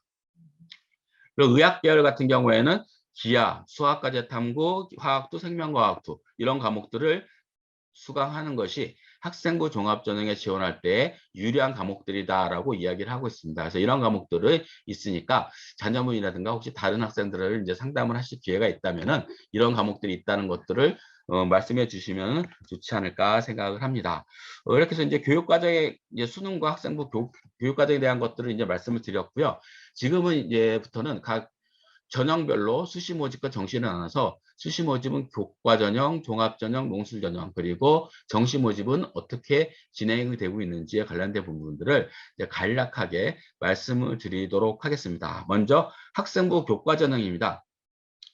학생부 교과 전형은 앞에서도 잠깐 언급을 해드렸지만 가장 단일 전형으로는 많이 뽑는 전형입니다. 2023학년도를 기준으로 봤을 때 전체 모집 전형, 모집 인원 비율로 봤을 때 44.2%로 제일 많이 뽑습니다. 그리고 수시 모집 인원만 비율로 봤을 때 수시 모집을 선발하는 인원만 봤을 때는 약 56.7%로 학생부 교과 전형이 상당히 많은 부분을 차지하고 있고요. 그리고 학생부 교과 전형은 내신 성적 반영 비중이 상당히 높다. 그리고 학생부 교과 전형은 학교의 구분이 없다. 일반계 고등학교, 자사고, 특목고, 특성화고와 상관없이 내가 가지고 있는 대학에서 반영하는 학생부 교과 과목 수와 반영 방법에 따라서 내신 성적을 산출해서 그 점수로만 학생을 선발한다. 따라서 학생부 교과 전형 같은 경우에는 일반적으로 인문계 고등학교와 그리고 과목 수만 맞는다면은 특성화 고등학교, 선발을 한다면은요, 특성화 고등학교 학생들이 유리한 전형이고요. 자사고라든가 특목고에 다니는 재학 중인 학생 같은 경우에는 학생부 교과에 지원하는 것은 상당히 좀 불리한 부분이 있지 않을까 생각을 합니다. 그래서 선발 방법을 보게 되면요, 학생부 교과 100%를 반영하는 대학들이 있고, 그다음에 학생부 교과 플러스 서류평가, 그리고 학생부 교과 플러스 면접, 이런 식으로 다양하게 선발하는 경우들이 많이 있고요. 서류나 면접을 반영하는 경우는 교과 성적 100%보다 합격 점수가 조금 낮은 편입니다. 즉 서류에 대한 부분들, 서류라는 것은 대체적으로 봤을 때 출결을 보는 대학들도, 출결이나 봉사활동을 보는 대학들도 있지만 경희대학교라든가 고려대학교라든가 이런 대학들 같은 경우에는 학생부 종합전형평가에서 보는 비교과 인을 평가합니다. 동국대도 마찬가지고요. 그래서 이런 서류 평가를 반영하는 대학들 같은 경우에는 내신 성적도 중요하지만 학교에서 활동한 비교과 활동들, 학교 교내 활동들을 보기 때문에 그리고 면접 보는 대학들은 또 면접 점수가 반영이 되기 때문에 내신 성적이 학생부 100%를 반영하는 것보다는 변동이 될 확률이 상당히 있다라고 보시면 될 것 같습니다. 그리고 또 하나는 학생부 교과를 반영하는 대학은 모두 다 많이 대부분 다 선발을 하고 있습니다. 의무적으로 서울에서도 이제 모든 대학들이, 서울대학을 제외하고는 2023학년부터는 대부분 대학이 다 선발을 하고 있죠. 10% 정도까지는 선발하고 있지만 학생 선발 비율로 봤을 때에는 서울 소재에 있는 대학들보다는 지방 대학들과 지역 거점 국립대학들이 상당히 높고요. 특히 지역 거점 국립대학교들의 학생부 교과 전형 선발 비율이 상당히 높습니다. 따라서 중위권 학생들 중에서는 꼭 서울 소재 대학의 진학하기 어려운 학생들은 교과 전형으로, 학생부 교과 전형으로 지역 거점 국립대학들을 공략하는 부분들도 하나의 전략이 될 수 있다라고 보여지고요. 또 하나 학생부 교과 전형의 주요 특징은 타 전형에 비해서 경쟁률이 좀 낮은 편이고 중복 합격자가 많습니다. 즉 이건 어떤 걸 의미하냐면은 변수가 많지 않다는 거죠. 학생부 종합전형 같은 경우에는 내신 성적만 반영하는 것이 아니라 내신 성적도 포함된 교과 활동을, 비교과 활동을 모두 다, 교내 활동을 모두 다 같이 종합적으로 평가하기 때문에 내신 성적만 가지고 이 학생이 합격한다, 불합격한다라고 예측하기는 어렵습니다. 즉, 합격자 범위가, 내신 성적 합격한 학생의 내신 범위가 뭐 1등급부터 한 4등급, 5등급까지 내려갈 수가 있고 범위가 굉장히 넓죠. 이제 비교과 활동도 포함이 되기 때문에. 그러나 학생부 교과 전형은 교과 성적 반영 비율이 상당히 높기 때문에 내신 성적의 비중이 상당히 크죠. 따라서 타 전형에 비해서 변수가 적어요. 학생부 종합전형은 비교과에 관련된, 교과 활동에 관련된 부분에 따라서 내신 성적이 조금 부족하더라도 탐구 활동이라든가 학업 역량 부분, 발전 가능성에 대해서 중요하게 평가를 받는다면은 합격 가능성이 높아질 수도 있겠지만 학생부 교과는 그 부분이 상당히 적기 때문에 변수가 없죠. 즉 제가 주로 비교하는 것들은 정시 모집하고 비슷해요. 정시 모집이 수능 점수로 지원해서 선발하는 것과 마찬가지로 학생부 교과는 정시 모집의 수능 점수 대신 수시에서 학생부 내신 성적으로 뽑는다라고 보시면 될 것 같아요. 그러니까 내신 성적이 어느 정도 대학마다 합격권이 정해져 있는 상태이기 때문에, 그리고 대학이 모두 다 발표했기 때문에 지원자 풀이 그만큼 적지요. 그래서 경쟁률이 낮을 수밖에 없는 구조이고요. 그리고 중복 합격자가 많다는 것은 내신 성적이 좋은 학생이 학생부 교과에 지원했기 때문에 그 내신 성적이 좋은 학생들 중에서 상당수 많은 학생들이 학생부 종합전형으로도 같이, 그러니까 즉 교내 활동을 잘 준비된 학생들도 같이 중복될 수가 있습니다. 그 학생들 같은 경우에는 학생부 교과 전형으로 지원할 수 있는 대학들보다는 학생부 종합전형으로 지원할 수 있는 대학의 수준이 조금 더 높은 대학들의 지원이 가능할 수 있다는 거죠. 그래서 중복 지원 합격자가 상당히 많습니다. 그럴 경우에 이제 문제가 발생할 수 있는 것들이 학생부 교과로 지원해서 합격하고 A라는 학생이 종합으로 지원해서 합격했다. 이 두 대학에 전형에 합격했을 경우에 그럼 어느 대학에 학생이 등록할 비율이 높겠습니까? 우리가 일반적으로 생각하면은 내신 성적으로만 선발하는 교과 전형에 대해 합격한 대학보다는 일반적으로 봤을 때에 학생부 종합 전형으로 지원한 대학이 더 학생이 선호하는 대학일 가능성이 높다는 거죠. 그러면은 교과 전형으로 지원 학교를 포기하고 종합전형으로 전형한 대학에 이동을 할 가능성이 높다는 거죠. 그렇게 되면은 학생부 교과 전형에서 충원율이 상대적으로 좀 낮아집니다. 지금 그러니까 예비번호 합격자들이 많이 돌 수 있다는 것들이 종합전형을 많이 빠져나가고, 또 하나의 변수가 수능 최저학력 기준이 있기 때문에 거기에서도 또 탈락하는 학생들이 생기고, 그렇기 때문에 타 전형에 비해서 경쟁률이 낮고 중복 합격자가 많기 때문에 일단 최소한 최저학력 기준을 통과하고 어느 정도까지 내신 성적이 조금 기반이 된다면은 의외로 학생부 교과 전형에서도 합격할 가능성이 상당히 많습니다. 특히 올해 내년 같은 경우에는 2023학년도 같은 경우는 올해가 좀 비슷하겠지만 2024학년도 같은 경우에는 3만 명 이상이 더 감소하기 때문에 내신 성적 같은 경우가 오히려 교과 전형에서 지원했을 경우에는 인원수가 적기 때문에 학생 대학에서는 가능한 한 많이 선발하려고 할 것 같아요. 지금도 그렇거든요. 그러면은 학생부 과정이 좀 틈새가 될 수도 있다. 단 내신 성적을 잘 관리하는 부분들이 상당히 중요한 부분을 차지한다. 그래서 일반계 고등학교 다니는 학생들 같은 경우에는 내신 관리를 잘하는 것이 상당히 중요하다라고 보여지고요. 또 하나의 특징을 살펴보게 되면은 여기는 써있지는 않는데 제가 빼먹은 것 같은데요. 대학마다 이거는 뭐 실제로 지원했을 때 문제입니다. 대학마다 학생부 교과 성적을 반영하는 과목 수와 그리고 반영하는 교과의 반영 비율에 따라서 또 유불리도 발생할 수 있습니다. 어떤 대학은 국영수사가 중요한 과목 주요 교과를 다 반영하면서 일반 기술 과정까지도 모든 전 과목을 반영하는 대학들도 있고요. 그리고 일부 주요 과목만 반영하는 대학들도 있고요. 또 하나는 올해부터 생겨난 것들인데 진로 선택 과목을 반영하는 대학들도 있습니다. 특히 올해 같은 경우에는 진로 선택 과목을 반영하면서 학생부 내신 성적이 상당히 좋아졌어요. 왜 그러냐면 A등급 받는 학생이 상당히 많았기 때문에, 비율이 높았기 때문에 내신 성적이 좋아지는 비율이 굉장히 높아졌어요. 그래서 경쟁이 굉장히 치열했습니다. 굉장히 치열했던 경쟁률이 좀 높아졌다는 것들이죠. 예전에 이제 입시 결과를 대학에서 발표를 했는데, 예를 들면은 우리 대학은 경영학과가 작년도에 70% 컷이 발표한 것이 3등급 정도 수준까지 합격을 했다라고 대학에서 발표했는데, 작년 성적이 발표된 것들은 진로 선택 과목이 포함되지 않았거든요.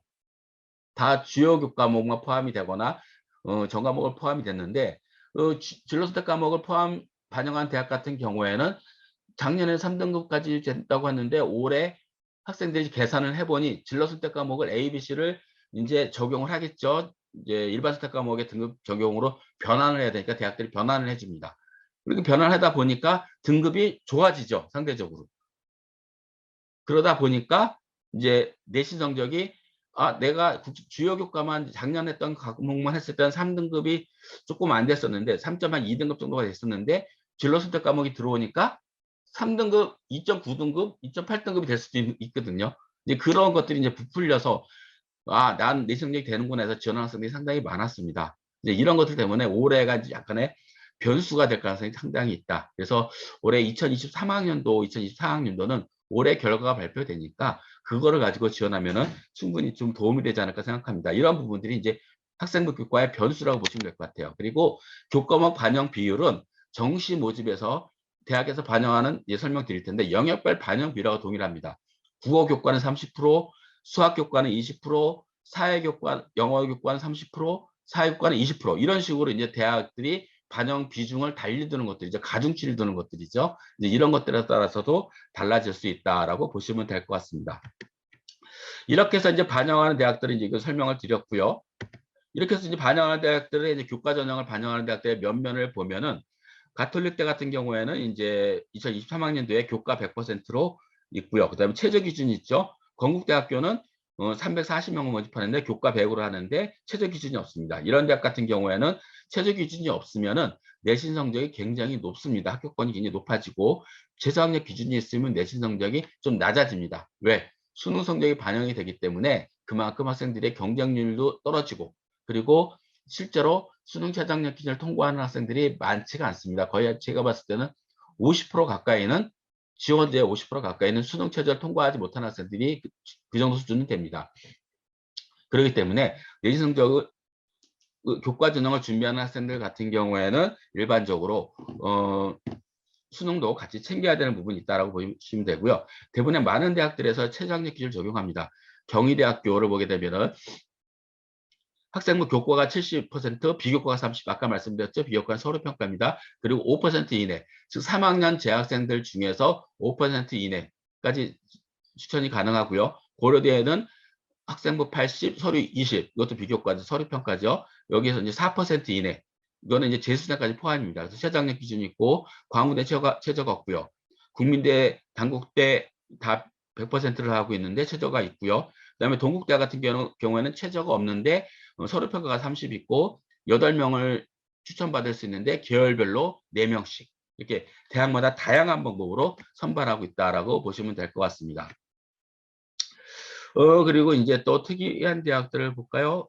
성균관대 보게 되면은 학교장 추천 전형으로 학생부 교과 100이고 최저학력 기준이 있죠. 그리고 3학년 재적 학생의 10%. 그러니까 이렇게 명시해 놨으면은 이제 재수생은 지원할 수가 없는 구조가 되겠죠. 이렇게 대학마다 다양한 방법으로 학생을 선발하고 있는데 대체적으로 봤을 때 내신 성적과 수능 최저학력 기준을 적용한 대학이 많기 때문에 수능 최저학력 기준을 통과한다면은 상당히 가능성이 많아진다라고 보여집니다. 그래서 학생부 이렇게 보였고요. 최저학력 기준을 보게 되면은 가톨릭들이 보게 되면은 인문계열과 자연계열 국가를 다 합쳤을 때 두 개 영역 합이 7. 생각보다 여기 높지 않죠. 경희대를 보게 되면 인문이 두 개 합이 5, 탕구는 한 과목이고요.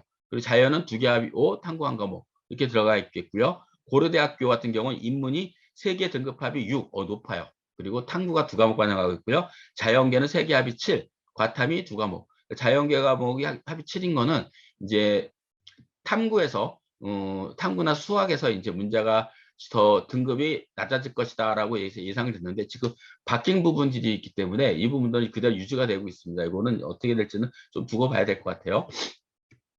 그리고 대학마다 이렇게 차이가 있습니다. 그래서 일반적으로 보게 되면 대학 수준에 따라 틀리긴 하겠지만 서울 소재 대학은 인문계열은 등급합이 4 정도. 그러니까 여러분 학생들이 모의고사 성적을 봤을 때 두 개 합이 4등급이 꾸준하게 나와야 되겠고요. 자연계열은 두 개 합이 5 정도는 꾸준하게 나와야지 아주 최상위권을 제외한 대부분의 서울 소재 대학에 지원하게 되는 무리가 없을 것이다 라고 보여집니다.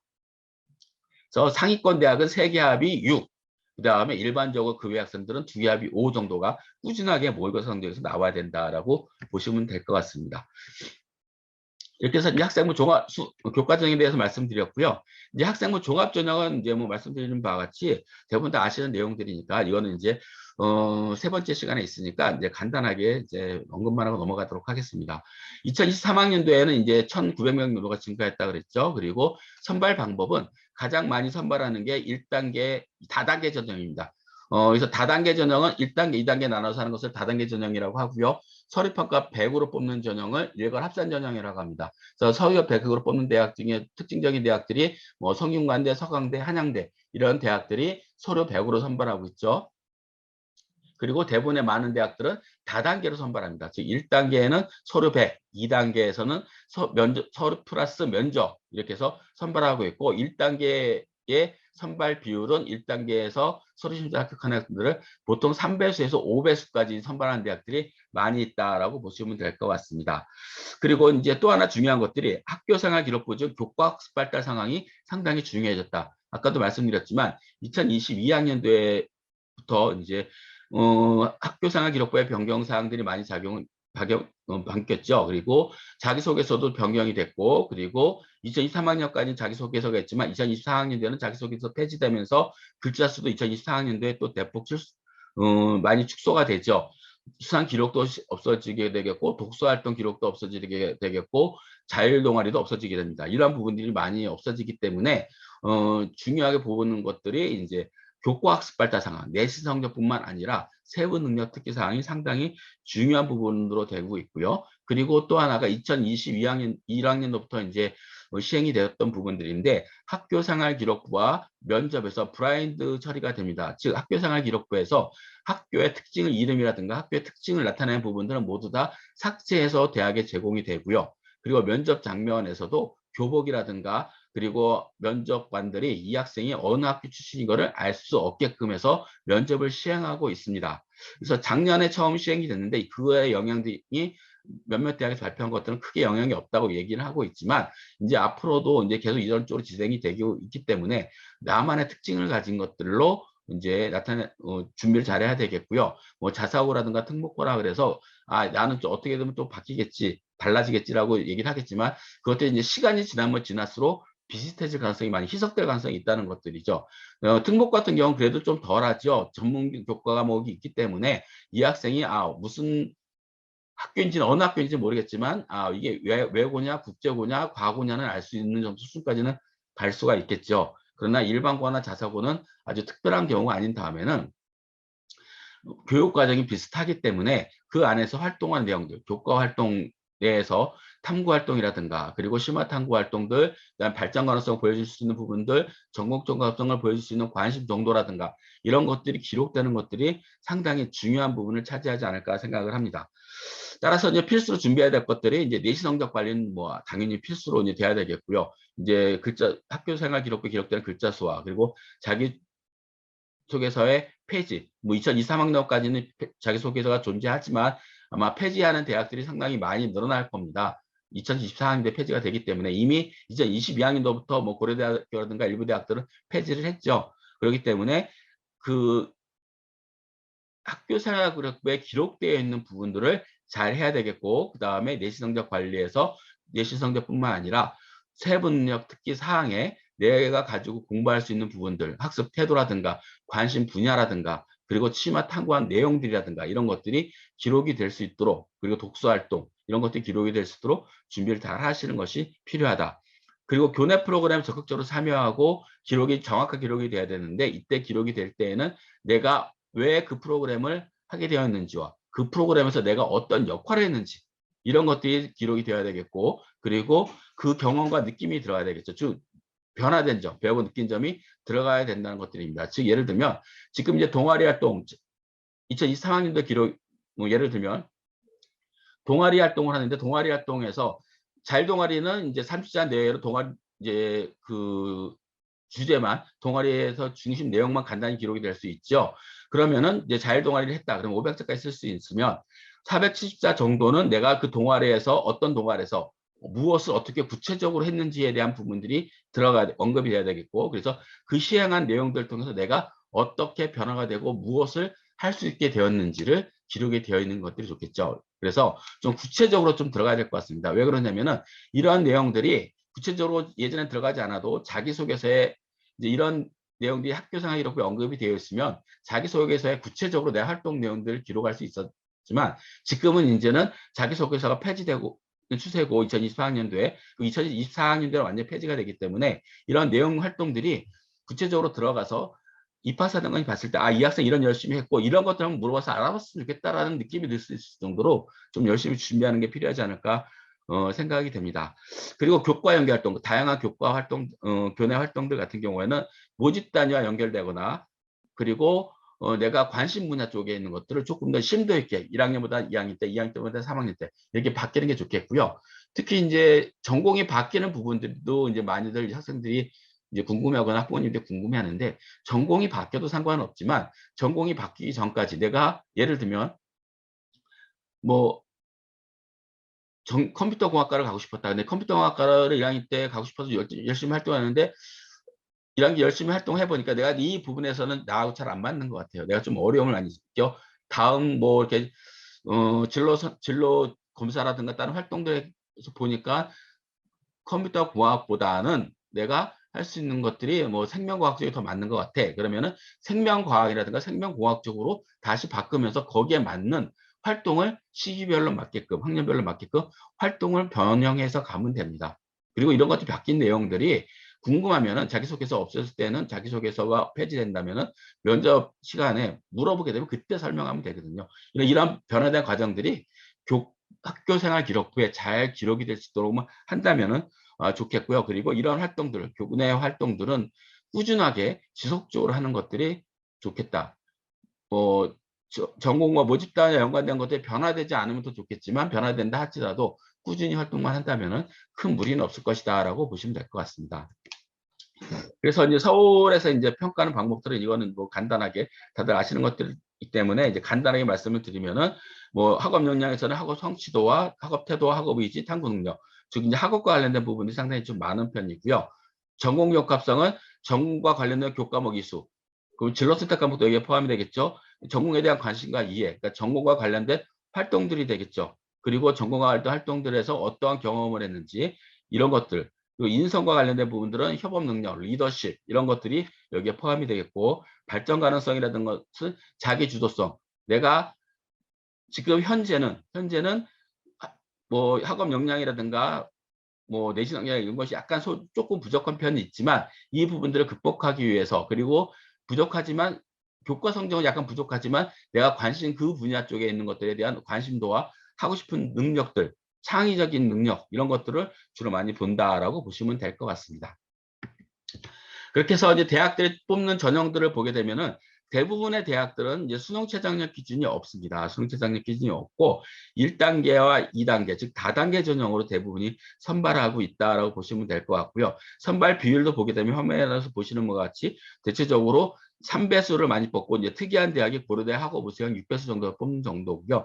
대부분이 3배수를 뽑고 있고, 그 다음에 일부 대학에서는 서류 100%를 뽑는 대학들도 있다라고 보시면 될 것 같습니다. 그리고 수능 최저학력 기준은 고려대학교하고 그 다음에 이화여대, 서울대 지역균형, 그리고 이화여대 정도 수준에서, 그리고 연세대학교 이렇게 정도에서만 이제 최저학력 기준을 적용하고 있고요. 그리고 뭐 의학계열, 그리고 약학계열, 한의학, 의약학계열에서는 수능 최저학력 기준을 적용하는 대학들이 많이 있습니다. 이제 그것만 참고를 하시면 되지 않을까 생각이 듭니다. 그리고 또 하나는 이제 학생들이 상담하다 보면 면접에 대한 부담을 상당히 많이 느낍니다. 근데 주요 대학들을, 몇몇 대학들을 제외하고는 대다수의 많은 대학들이 면접을 보기 때문에 이런 면접들은 재심을 면접을 보는 대학들, 뭐 서울대 일반전형이라든가 고려대라든가 연세대라든가 이런 대학들, 재심을 면접을 보는 대학들 같은 경우에는 각 대학에서 시행한 재심문을 지출 문제를 중심으로 해서 연습을 하는 게 좋겠고요. 그리고 일반 면접은 이제 대체적으로 봤을 때 학생부를 기반으로 한 면접들이 있다. 그러면은 거기에 면접에 따른 준비를 해야 되겠고, 특히 그 전공에 관련된 것들을 물어봤을 때는 이제 뭐 교과와 관련된 지식을 물어볼 수도 있습니다. 거기에 대한 것들은 이제 각 학생들이 면접에 대한 준비를 해야 되지 않을까 생각합니다. 그래서 면접에 의해서 뒤바뀌는 경우도 종종 있기 때문에 면접에 대한 준비는 조금 더 준비를 해야 된다라고 보시면 될 것 같습니다. 그다음에 논술 전형이 있는데요. 논술 전형 같은 경우 대부분이 이제 논술 성적이 좌우되고 학생부 성적은 크게 좌우되지는 않습니다. 그리고 2022학년도 올해부터 가천대, 고려대, 세종, 수원대가 논술을 신설했습니다. 그래서 신설된 인원이 1,700명 정도가 증가됐습니다. 그래서 실제 인원이 11,000명 정도가 선발하고 있고요. 2022학년도에 비해서 이제 줄어들긴 했는데 많은 다른 대학들은 줄어들었는데 2022학년도에 가천대, 고려대, 수원대가 시행을 했기 때문에 전체적으로 큰 인원수 변동은 없다라고 보여지고요. 대다수의 대학들이 수능 최저학력 기준을 적용하는 대학들이 많이 있습니다. 보시는 바와 같이 학생부도 많이 반영하고요. 동국대는 교과 출결이 반영되지만 같을 때는 30% 정도 반영하고요. 시립대도 30% 반영하고 최저학력 기준을 적용하는 대학도 있고 적용하지 않는 대학들도 있습니다. 그런데 대체적으로 보게 되면은 수능 최저학력 기준을 적용하는 대학들이 합격하는 것들이 수월합니다. 단 수능 최저학력 기준을 통과한다는 것들이죠. 그래서 재수생들과 그리고 수능을 중심으로 준비하는 학생들이 논술을 준비하는 비율이 높다. 그리고 수능 논술은 합격 비율이 3% 정도 수준밖에 되지 않습니다. 지원자 비율. 그러니까 상당히 합격률이 낮은 전형입니다. 그래서 논술 전형의 모든 것을 목숨 걸고 하는 것보다는 수능을 준비하면서 수시에서 학생부 교과나 종합전형이 준비되지 않은 학생들 같은 경우에는 수능 준비를 하면서 수시 모집에서 그냥 갈 수 없으니 수능 준비하면서 수능 최저학력 기준을 적용하는 대학을 중심으로 지원을 하면서 논술 전형에 지원하는 것, 전략을 세우는 것이 좋겠고, 그리고 대체적으로 수능 후에 시행하는 대학에 지원하는 것이 수능 중심으로 준비하는 학생들한테는 좋지 않을까 생각을 합니다. 이제 대학들이 이렇게 쭉 나와 있으니까 참고로 보시면 되지 않을까 생각이 들고요. 최저학력 기준은 아까 앞에서 본 교과 전형과 거의 비슷합니다. 비슷한 수준에서 하기 때문에 상위권 대학 같은 경우에는 성균관 대학교 같은 거 예를 들어 볼까요? 세계 영역 등급 합이죠. 교과 영역도 학생부 교과도 마찬가지입니다. 상위권 대학은 세계 합이 6 정도, 그다음에 일반적으로 봤을 땐 모의고사에서 2개 합이 4 정도가 꾸준히 나온다면은 좋지 않을까 생각을 합니다. 그러면 충분히 도전해 볼 수가 있겠고요. 그리고 최근에 논술 추세는 제시문이 대체적으로 평이합니다. 문제가 제시문이 아주 길거나 그런 복잡한 문제는 출제하지 않고 있으니까 기출 문제를 중심으로 준비하시는 게 좋겠고요. 그리고 또 하나가 4월달, 5월달에 주로 이제 5월달에 이제 대학에서 모의 논술을 많이 시행을 합니다. 그러면은 그 모의 논술 문제가 그 해에 출제되는 논술 문제와 가장 유사한 문제이기 때문에 모의 논술 문제를 반드시 확인해서 보는 것이 좋겠고요. 또 하나는 기출 문제입니다. 기출 문제는 지속적으로 그 학교들이 전통적으로 출제되었던 출제 유형이 있습니다. 그 출제 유형이 나타내는 기출 문제를 반복적으로 풀어보고, 그리고 거기에 따른 이제 뭐 첨삭이라든가 이제 자연결 쪽은 이제 문제풀이 과정을 지도를 받는다거나 하는 그런 것들이 좀 필요하겠고요. 그리고 또 하나 중요한 부분이 선행학습 영향평가 보고서입니다. 선행학습 영향평가 보고서는 그 전해에 시행되었던 논술 문제를 대학별고사, 면접도 포함이 되고요. 대학별고사 논술 문제가 어떻게 출제가 됐는지, 그리고 교과서에 어떤 부분에서 출제가 됐는지까지도 정확하게 기록이 되어 있습니다. 그리고 해설서도 같이 있고요. 그러니까 그 선행학습 영향평가 보고서, 즉 모의논술, 기출문제, 선행학습 영향평가 보고서, 이 세 가지는 논술을 중요한 학생들한테 가장 중요하고요. 그리고 논술은 많이 반복적으로 한 학생들한테 더 유리한 결과가 많이 나오고 있습니다. 인문결 쪽은 많이 지문을 읽고 많이 써보고, 그리고 첨삭을 많이 받은 지도한 학생들, 그리고 자연결 쪽은 수학이라든가 과학의 문제를 많이 풀어보고, 그리고 그 학교의 유형에 맞는 문제를 제시문을 보고 많이 풀어보고 지도를 받은 학생들이 더 유리하다고 결과가 많이 나오고 있습니다. 따라서 논술을 지원하는 학생들 같은 경우에는 최소한 3학년이 시작하기 전까지, 즉 수능을 중심으로 하는 학생들이 되겠지만 수능을 중심으로 하면서 지속적으로 논술을 좀 공부를 하는 것이 좀 중요한 부분이 되지 않을까 생각합니다. 다음은 정시입니다. 정시는 이제 서울 수도권 중심으로 많이 증가를 했고요. 서울 수도권 30% 이상을 선발해야 되겠고, 그 서울 주요 16개 대학은 40%까지를 유지를 해야 됩니다. 따라서 대부분의 정시 모집은 수능의 영향력이 상당히 크고 있고요. 그리고 정시 모집은 서울 수도권으로 선발하는 학생들 비율이 많고, 지방 대학은 선발 인원이 상당히 적다. 그리고 그 대신에 적다고 해서 무조건 적은 것이 아니라 수시에서 2월된 인원이 또 있기 때문에 마지막까지 수시에서 정시로 2월된 인원까지도 확인하고 지원을 해야 된다라고 보시면 되겠고요. 또 하나의 추세는 정시 모집에서는 학생부 반영보다는 수능 성적 반영 비율이 중심이고요. 수능 100%를 뽑는 대학이 월등히 많습니다. 그래서 학생부 성적이 반영되는 대학은 많이 없고요. 그리고 학생 반영이 된다 하더라도 반영 비율이 미비하고 등급 간의 점수 차이가 적다. 단 학생부에서 아주 성적이 낮은 학생까지는 조심을 해야 됩니다. 그래서 그 부분들은 고려를 해야 되지 않을까 생각이 들고요. 정시 모집에서 가장 중요한 것들은 이제 수능 영역별 가중치입니다. 대학마다 영역별 과정 비중이 틀리죠. 뭐 그러니까 국어, 수학, 영어, 사회, 과학 이런 반영하는 것들이 4개 영역이 25%씩 고르게 균등하게 반영하는 대학들이 있지만, 일부 대학은 인문계에서 국어 성적은 40%를 반영하지만 수학은 25%를 반영한다거나 영어 20% 반영한다거나 탐구를 한 20% 반영한다거나, 이런 경우처럼 각 영역별로 반영 비중이 틀리기 때문에 대학별로 반영하는 점수가 틀립니다. 즉 반영하는 비율이 다르기 때문에 적용하는 점수 차이가 다르죠. 그렇기 때문에 반드시 그 대학가 내가 유리한 영역이 어딘가를 보고 그 유리한 영역이 있는 대학들의 환산 점수, 즉 대학별 반영 비율을 적용한 점수로 계산을 해야 된다라고 보시면 될 것 같고요. 인문 계열은 보면 대체적으로 중상위권 이상 대학까지는 국어하고 수학의 반영 비중이 높고, 자연 계열은 수학하고 과학의 반영 비중이 높은 편이다라고 보시면 될 것 같습니다. 그리고 영어 같은 경우에는 이제 가산점을 적용하는 대학은 이제 등급 간 점수 차이가 크지 않기 때문에 영향력이 적을 수가 있겠지만, 비율을 적용하는 대학들 같은 경우는 상당히 조심해야 되겠고요. 그리고 가산점을 반영하는 대학들 중에서도 일부 대학들 같은 경우에는 등급간 점수차가 5점 이상 벌어지는 대학들도 있습니다. 이런 대학들 같은 경우에는 지원할 때 등급이 낮은 학생들 같은 경우는 굉장히 불리한 구조가 될 수 있으니까 반드시 영어의 등급도 확인을 하셔야 됩니다. 지금 현재 2022학년도부터 2023학년도까지는 영역별 반영 비율 예시를 보면서 제가 간단하게 먼저 설명을 드릴게요. 특이한 대학을 한번 볼까요? 이제 경희대학교를 보도록 하겠습니다. 지금 경희대학교를 보시게 되면은 경희대학교 가나군에서 선발하고 있는데요. 이제 정시는 가군, 나군, 다군 이게 세 개 군에서 선발하고 있습니다. 가군을 보게 되면 모집 가나군이 2,400명을 모집을 하고 있는데 인문계열, 즉 인문계열 아까 제가 말씀드렸던 것처럼 인문과학계열입니다. 어문계열하고 사학과, 철학과 이런 과들이 모여 있는 데인데 지리학과 이런 쪽이 모여 있는 데인데 인문학과는 국어에서는 35%, 화법과 작문, 언어 매체 모두 다 반영하죠. 그리고 수학에서도 25%, 미적분, 기하, 환경 같은 걸 모두 다 반영합니다. 그리고 영어는 15%, 그다음에 사회탐구는 사회과학 구분 없이 25%. 근데 또 동일한 인문계열 학과인데도 사회과학 계열, 즉 경상 계열과 그 다음에 사회과학 계열, 사회학과라든가 뭐 이런 학과들 같은 경우에는 뭐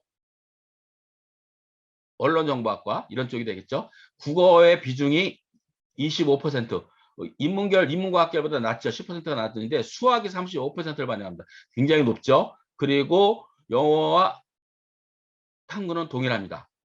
즉 동일한 인문계열 학과인데도 불구하고 인문과학계열 같은 경우에는 국어 비중이 높고 사회과학계열은 수학의 비중이 높은 것이 특징입니다. 이렇게 대학 동일한 내에서도 계열마다 구분이 달라질 수가 있겠고요. 그러나 자연계열에서는 동일하게 언어와 매체, 화법과 작문을 적용하고 있지만 미적분, 기하 중에서만 선택을 할 수 있도록 지정했고요. 탐구는 과학에서만 지정해 주는데 과학이 국어보다 높습니다. 30%를 반영합니다. 즉 아까 말씀드렸죠. 중상위권 이상에 있는 대학들은 과학 비중이 높다. 수학과학 비중이 높다. 그리고 건대를 예를 볼까요? 건대는 인문1, 인문2가 경희대와 비슷합니다. 근데 자연계열 쪽은 자연 1, 2로 나눠져서 수학이 35% 반영하는 학과도 있고요. 수학이 30% 반영하는 학과도 있고 과학탐구가 25% 반영하는 대학이 있고 30%가 반영하는 대학이 있습니다. 이렇게 반영하는 비율이 다 다른 거죠. 그리고 고려대 같은 경우에는 보면은 인문이 국어가 35.7, 자연은 31.3%, 그리고 수학이 35.7, 35.7 동일합니다. 단 자연계열은 미적분과 기하에서 선택을 해야 되겠고요. 영어는 감점이고, 그리고 사회탐구는 탐구는 모두 다 28.6% 열어놨고, 사과 모두 다 열어놨고, 과학탐구가 31.3%, 수학의 비중보다 높죠. 즉 인문계열은 상위권 대학은 국어와 수학 비중이 높지만 자연계열은 수학과 과학의 비중이 높다. 그럼 거기에 대비되는 대학들 하나 더 살펴볼까요? 예, 연세대학교를 볼까요? 연세대학교 같은 경우에는 인문계열은 국어하고 수학 비중이 동일해요. 높죠. 근데 과학 탐구는 16.7%밖에 되지 않아요. 근데 영어가 16.7%. 고려대학교는 감점을 반영했지만 여기는 16.7%를 반영하고 있어서 반영 비율을 적용하기 때문에 비중이 상당히 높죠. 근데 자연계를 보니까 국어가 22.2%로 낮아요. 근데 수학은 미적분 기하 선택했는데 33.3%, 그리고 과학도 33.3%, 영어는 약간 낮아요. 11.2%. 이렇게 대학마다 반영 방법이 다르기 때문에 동일한 점수를 받는다고 하더라도 예를 들면 올해 표준점수 기준으로 똑같이 400점을 받았다고 하더라도 400점을 받은 학생이 고려대학교, 연세대학교 했을 때 영어가 2등급이다. 그러면은 고려대학교 쓸 때는 어느 정도 지원 가능성이 될 수가 있겠지만 연세대학교 쓸 때는 오히려 감점 요인이 발생하고 있겠고요. 그리고 자연계열 학생이 400점인데 오히려 과탐 국어가 비중이 큰 대학이 어느냐에 따라서 달라질 수가 있겠고 과탐 비중이 어느냐에 따라서 고대가 유리할 수도 있고 연대가 유리할 수도 있는 겁니다. 이런 대학마다 반영 비중이 다 다르죠. 이렇게 해서 반영 비중을 정해서 그 대학에 맞추어서 점수 계산을 한 것들이 대학별 환산 점수입니다. 이게 이제 이재진 선생님이 계속 말씀드렸던 대학 환산 점수를 계산해서 모의전도 통해서 봐야 된다. 이런 것들 말씀드린 것들이 여기에 따른 것들입니다. 즉 반영 비율이 다 다르기 때문에 그리고 가사 영어의 비중도 틀리고, 그리고 자연계열로 갔을 때 또 달라지고, 또 한성대처럼 보게 되면 상상력 인자부 같은 경우에는 국어, 수학, 영어, 탐구를 모두 다 반영하는데 우수한 영역 순이에요. 그러면은 만약에 수학이 내가 높다 그러면 수학은 40%, 다음이 높은 게 국어다 그러면 국어 30%, 제일 못한 게 탐구다 그러면 탐구 10%, 영어 20%, 이런 식으로. 그러니까 대학마다 다양하게 반영하고 있기 때문에 이런 것들로 그냥 외형적인 점수, 나 표준 점수 국수탐 합이 400이야, 300이야에 따라서 유불리가 발생할 어느 대학이 적합하다는 것들은 판단 내기가 굉장히 어렵다는 거죠. 그렇기 때문에 각 대학에서 이렇게 이런 전형 방법으로 계산된 방식의 점수를 가지고 유불리를 따져야 된다. 이게 정시 모집에서는 가장 중요한 부분이고요. 그리고 지원할 때, 대학 학생들을 지원할 때에 판단을 내려줄 때는 각 대학에서 예전에 발표한 입시 결과 자료 데이터를 참고를 해서 이제 학생들의 판단 기준을 내야 된다. 그래서 현재 나와 있는 배치표라든가 정시 모집에 나와 있는 배치 참고표라든가 뭐 엑셀로 나와 있는 뭐 무슨 학과 몇 점 이렇게 나와 있는 것들은 단지 그 범주 안에 이 정도 수준까지의 학생들이 지원권에 있고, 이 동일한 점수 내에서도 이런 전형 방법에 따라서 계산된 거에 따라서 달라질 수 있다. 유불리가 발생할 수 있다는 것들이 정시 모집에서는 가장 중요한 부분이다. 그리고 정시에서 중요한 변수로 작용된 것들이 뭐 군의 변화라든가 경쟁률이라든가 이런 것들은 이제 별도로 이제 입시가 닥쳤을 때 준비하면 되겠고요. 정시에서는 가장 중요한 부분이 수능 성적이 가장 중요하고요. 그리고 수능 성적 중에서 대학에서 반영하는 반영 방법이 어떤 것이냐가 가장 중요한 부분이 되지 않을까 생각합니다. 이렇게 해서 대학들이 반영하는 것들에 대한 것들을 모두 다 이제 살펴봤고요. 이러한 내용들을 중심으로 해서 여러분들이 입시에 대한 것들은 오늘 이제 간단하게 말씀을 드렸습니다. 그래서 조금 짧은 시간이고 시간이 좀 지나긴 했지만 이러한 내용들이 전반적으로 대학 입시를 치르는데 이런 과정으로 가고 있다라는 흐름 정도만 알고 계시면은 복습했다라고 생각하시면은 제 오늘 강의가 충분하지 않을까 생각합니다. 더 많은 내용 말씀드리지는 않았고요. 지금까지 이제 기초 과정에서 나왔던 내용들을, 그리고 제가 생각했던 중요한 부분들을 말씀드렸으니까 이러한 부분들을 가지고 대학 입시에 대한 부분들 남은 기간 동안 이제 교육과정에 따른 선택 과목, 그리고 학생부 종합전형의 준비와 평가가 어떻게 이루어지고 있는지, 그리고 각 대학들에 대한 입시 요강을 어떻게 보고 해석을 해야 되는지의 부분들을 3시간 더 이제 공부를 하신다면은 아마 충분히 좋은 결과가 있지 않을까 생각을 합니다. 이렇게 지금까지 이제 대학 입시에 관련된 내용들을 말씀을 드렸습니다.